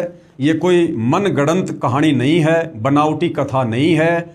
अगर इस सृष्टि में कोई सत्य कथा है, अमर कथा है, सत्यनारायण कथा है, तो परमेश्वर रामपाल जी ने 5वें वेद सूक्ष्म वेद से निष्कर्ष निकालकर जो सृष्टि रचना पवित्र पुस्तक ज्ञान गंगा में डाली है, यही सत्य कथा है। और इस कथा को बार बार सुनने से, बार बार सुनने से, देखने से आप और हमें सर्व धर्म शास्त्रों से प्रमाण देख देख कर ये सत्य कथा हमें सत्य प्रतीत होने लगेगी। क्योंकि भाई और बहनों, ये काल का लोक है। यहाँ पर अगर झूठ को 100 बार बोल दिया जाए तो झूठ भी सत्य लगने लगती है, और सत्य तो सत होता ही है। सच को अगर बार बार सुना जाए तो सच अपनी ऐसी जगह बना लेगी जिसके ऊपर झूठ कभी अपना असर नहीं कर सकती। तो भाई और बहनों, मैं आपसे प्रार्थना करूंगा, इस पवित्र पुस्तक ज्ञान गंगा के माध्यम से जो आप सृष्टि रचना देख रहे हैं, समझ रहे हैं, साथ में आपके लिए बहुत ज़रूरी है कि आप YouTube पर जाकर सर्च करें सृष्टि रचना सतगुरु रामपाल जी। सतगुरु रामपाल जी के मुख कमल से इसी सृष्टि रचना को आप जी कम से कम 2-4 बार लगातार सुनिएगा। बार बार सुनने से, सारे प्रमाण देखने से आपको दृढ़ विश्वास हो जाएगा। उसके बाद आप आगे का अध्यात्म यानी जो ये आध्यात्मिक मार्ग है, भक्ति मार्ग है, आप इसको बखूबी समझ पाएंगे। तो आज के वीडियो में सृष्टि रचना के अंतर्गत हम केवल यहीं तक लेंगे। कल के वीडियो में गुरुदेव भगवान के आशीर्वाद से तीनों पुत्रों की उत्पत्ति करके फिर काल ने जो अपनी प्रतिज्ञा की थी अव्यक्त रहने की। अव्यक्त का मतलब होता है वो साकार है लेकिन किसी के सामने नहीं आता, उसको कहते हैं अव्यक्त। जैसे सूरज होता है, सूरज के आगे अगर बादल आ जाते हैं तो सूरज कुछ समय के लिए अव्यक्त हो जाता है, वो निराकार नहीं होता, वो अव्यक्त होता है क्योंकि उसके आगे बादल आ गए और जैसे बादल हट जाते हैं सूरज हमें दिखाई देता है। तो इसी प्रकार ये जो काल ब्रह्म है ये निराकार नहीं है, ये अव्यक्त रहता है। इसको डर है, यदि मेरे विषय में किसी को पता चल गया, यदि मेरे वास्तविक रूप को किसी ने देख लिया तो वो यहाँ पर जी नहीं सकता, यहाँ पर रह नहीं सकता वो। इसलिए काल की ये मजबूरी हो गई है अव्यक्त रहने की। तो क्या इसकी प्रतिज्ञा थी, क्यों इसने प्रतिज्ञा की, उसके बाद सारा काम ये किसके माध्यम से आगे संचालित करवा रहा है? ब्रह्मा विष्णु महेश को इसने केवल मोहरा बना रखा है, आप और हम सभी जीवों को अपने भोजन के लिए बलि का बकरा बना रखा है। तो आगे की सृष्टि रचना में हम विस्तार से जानकारी प्राप्त करेंगे। तब तक पूज्य गुरुदेव भगवान हम सबको आज्ञा दें, आशीर्वाद दें, सद्बुद्धि दें, हमारा मार्गदर्शन करें। बंदी छोड़ सतगुरु रामपाल जी परमेश्वर जी की जय हो।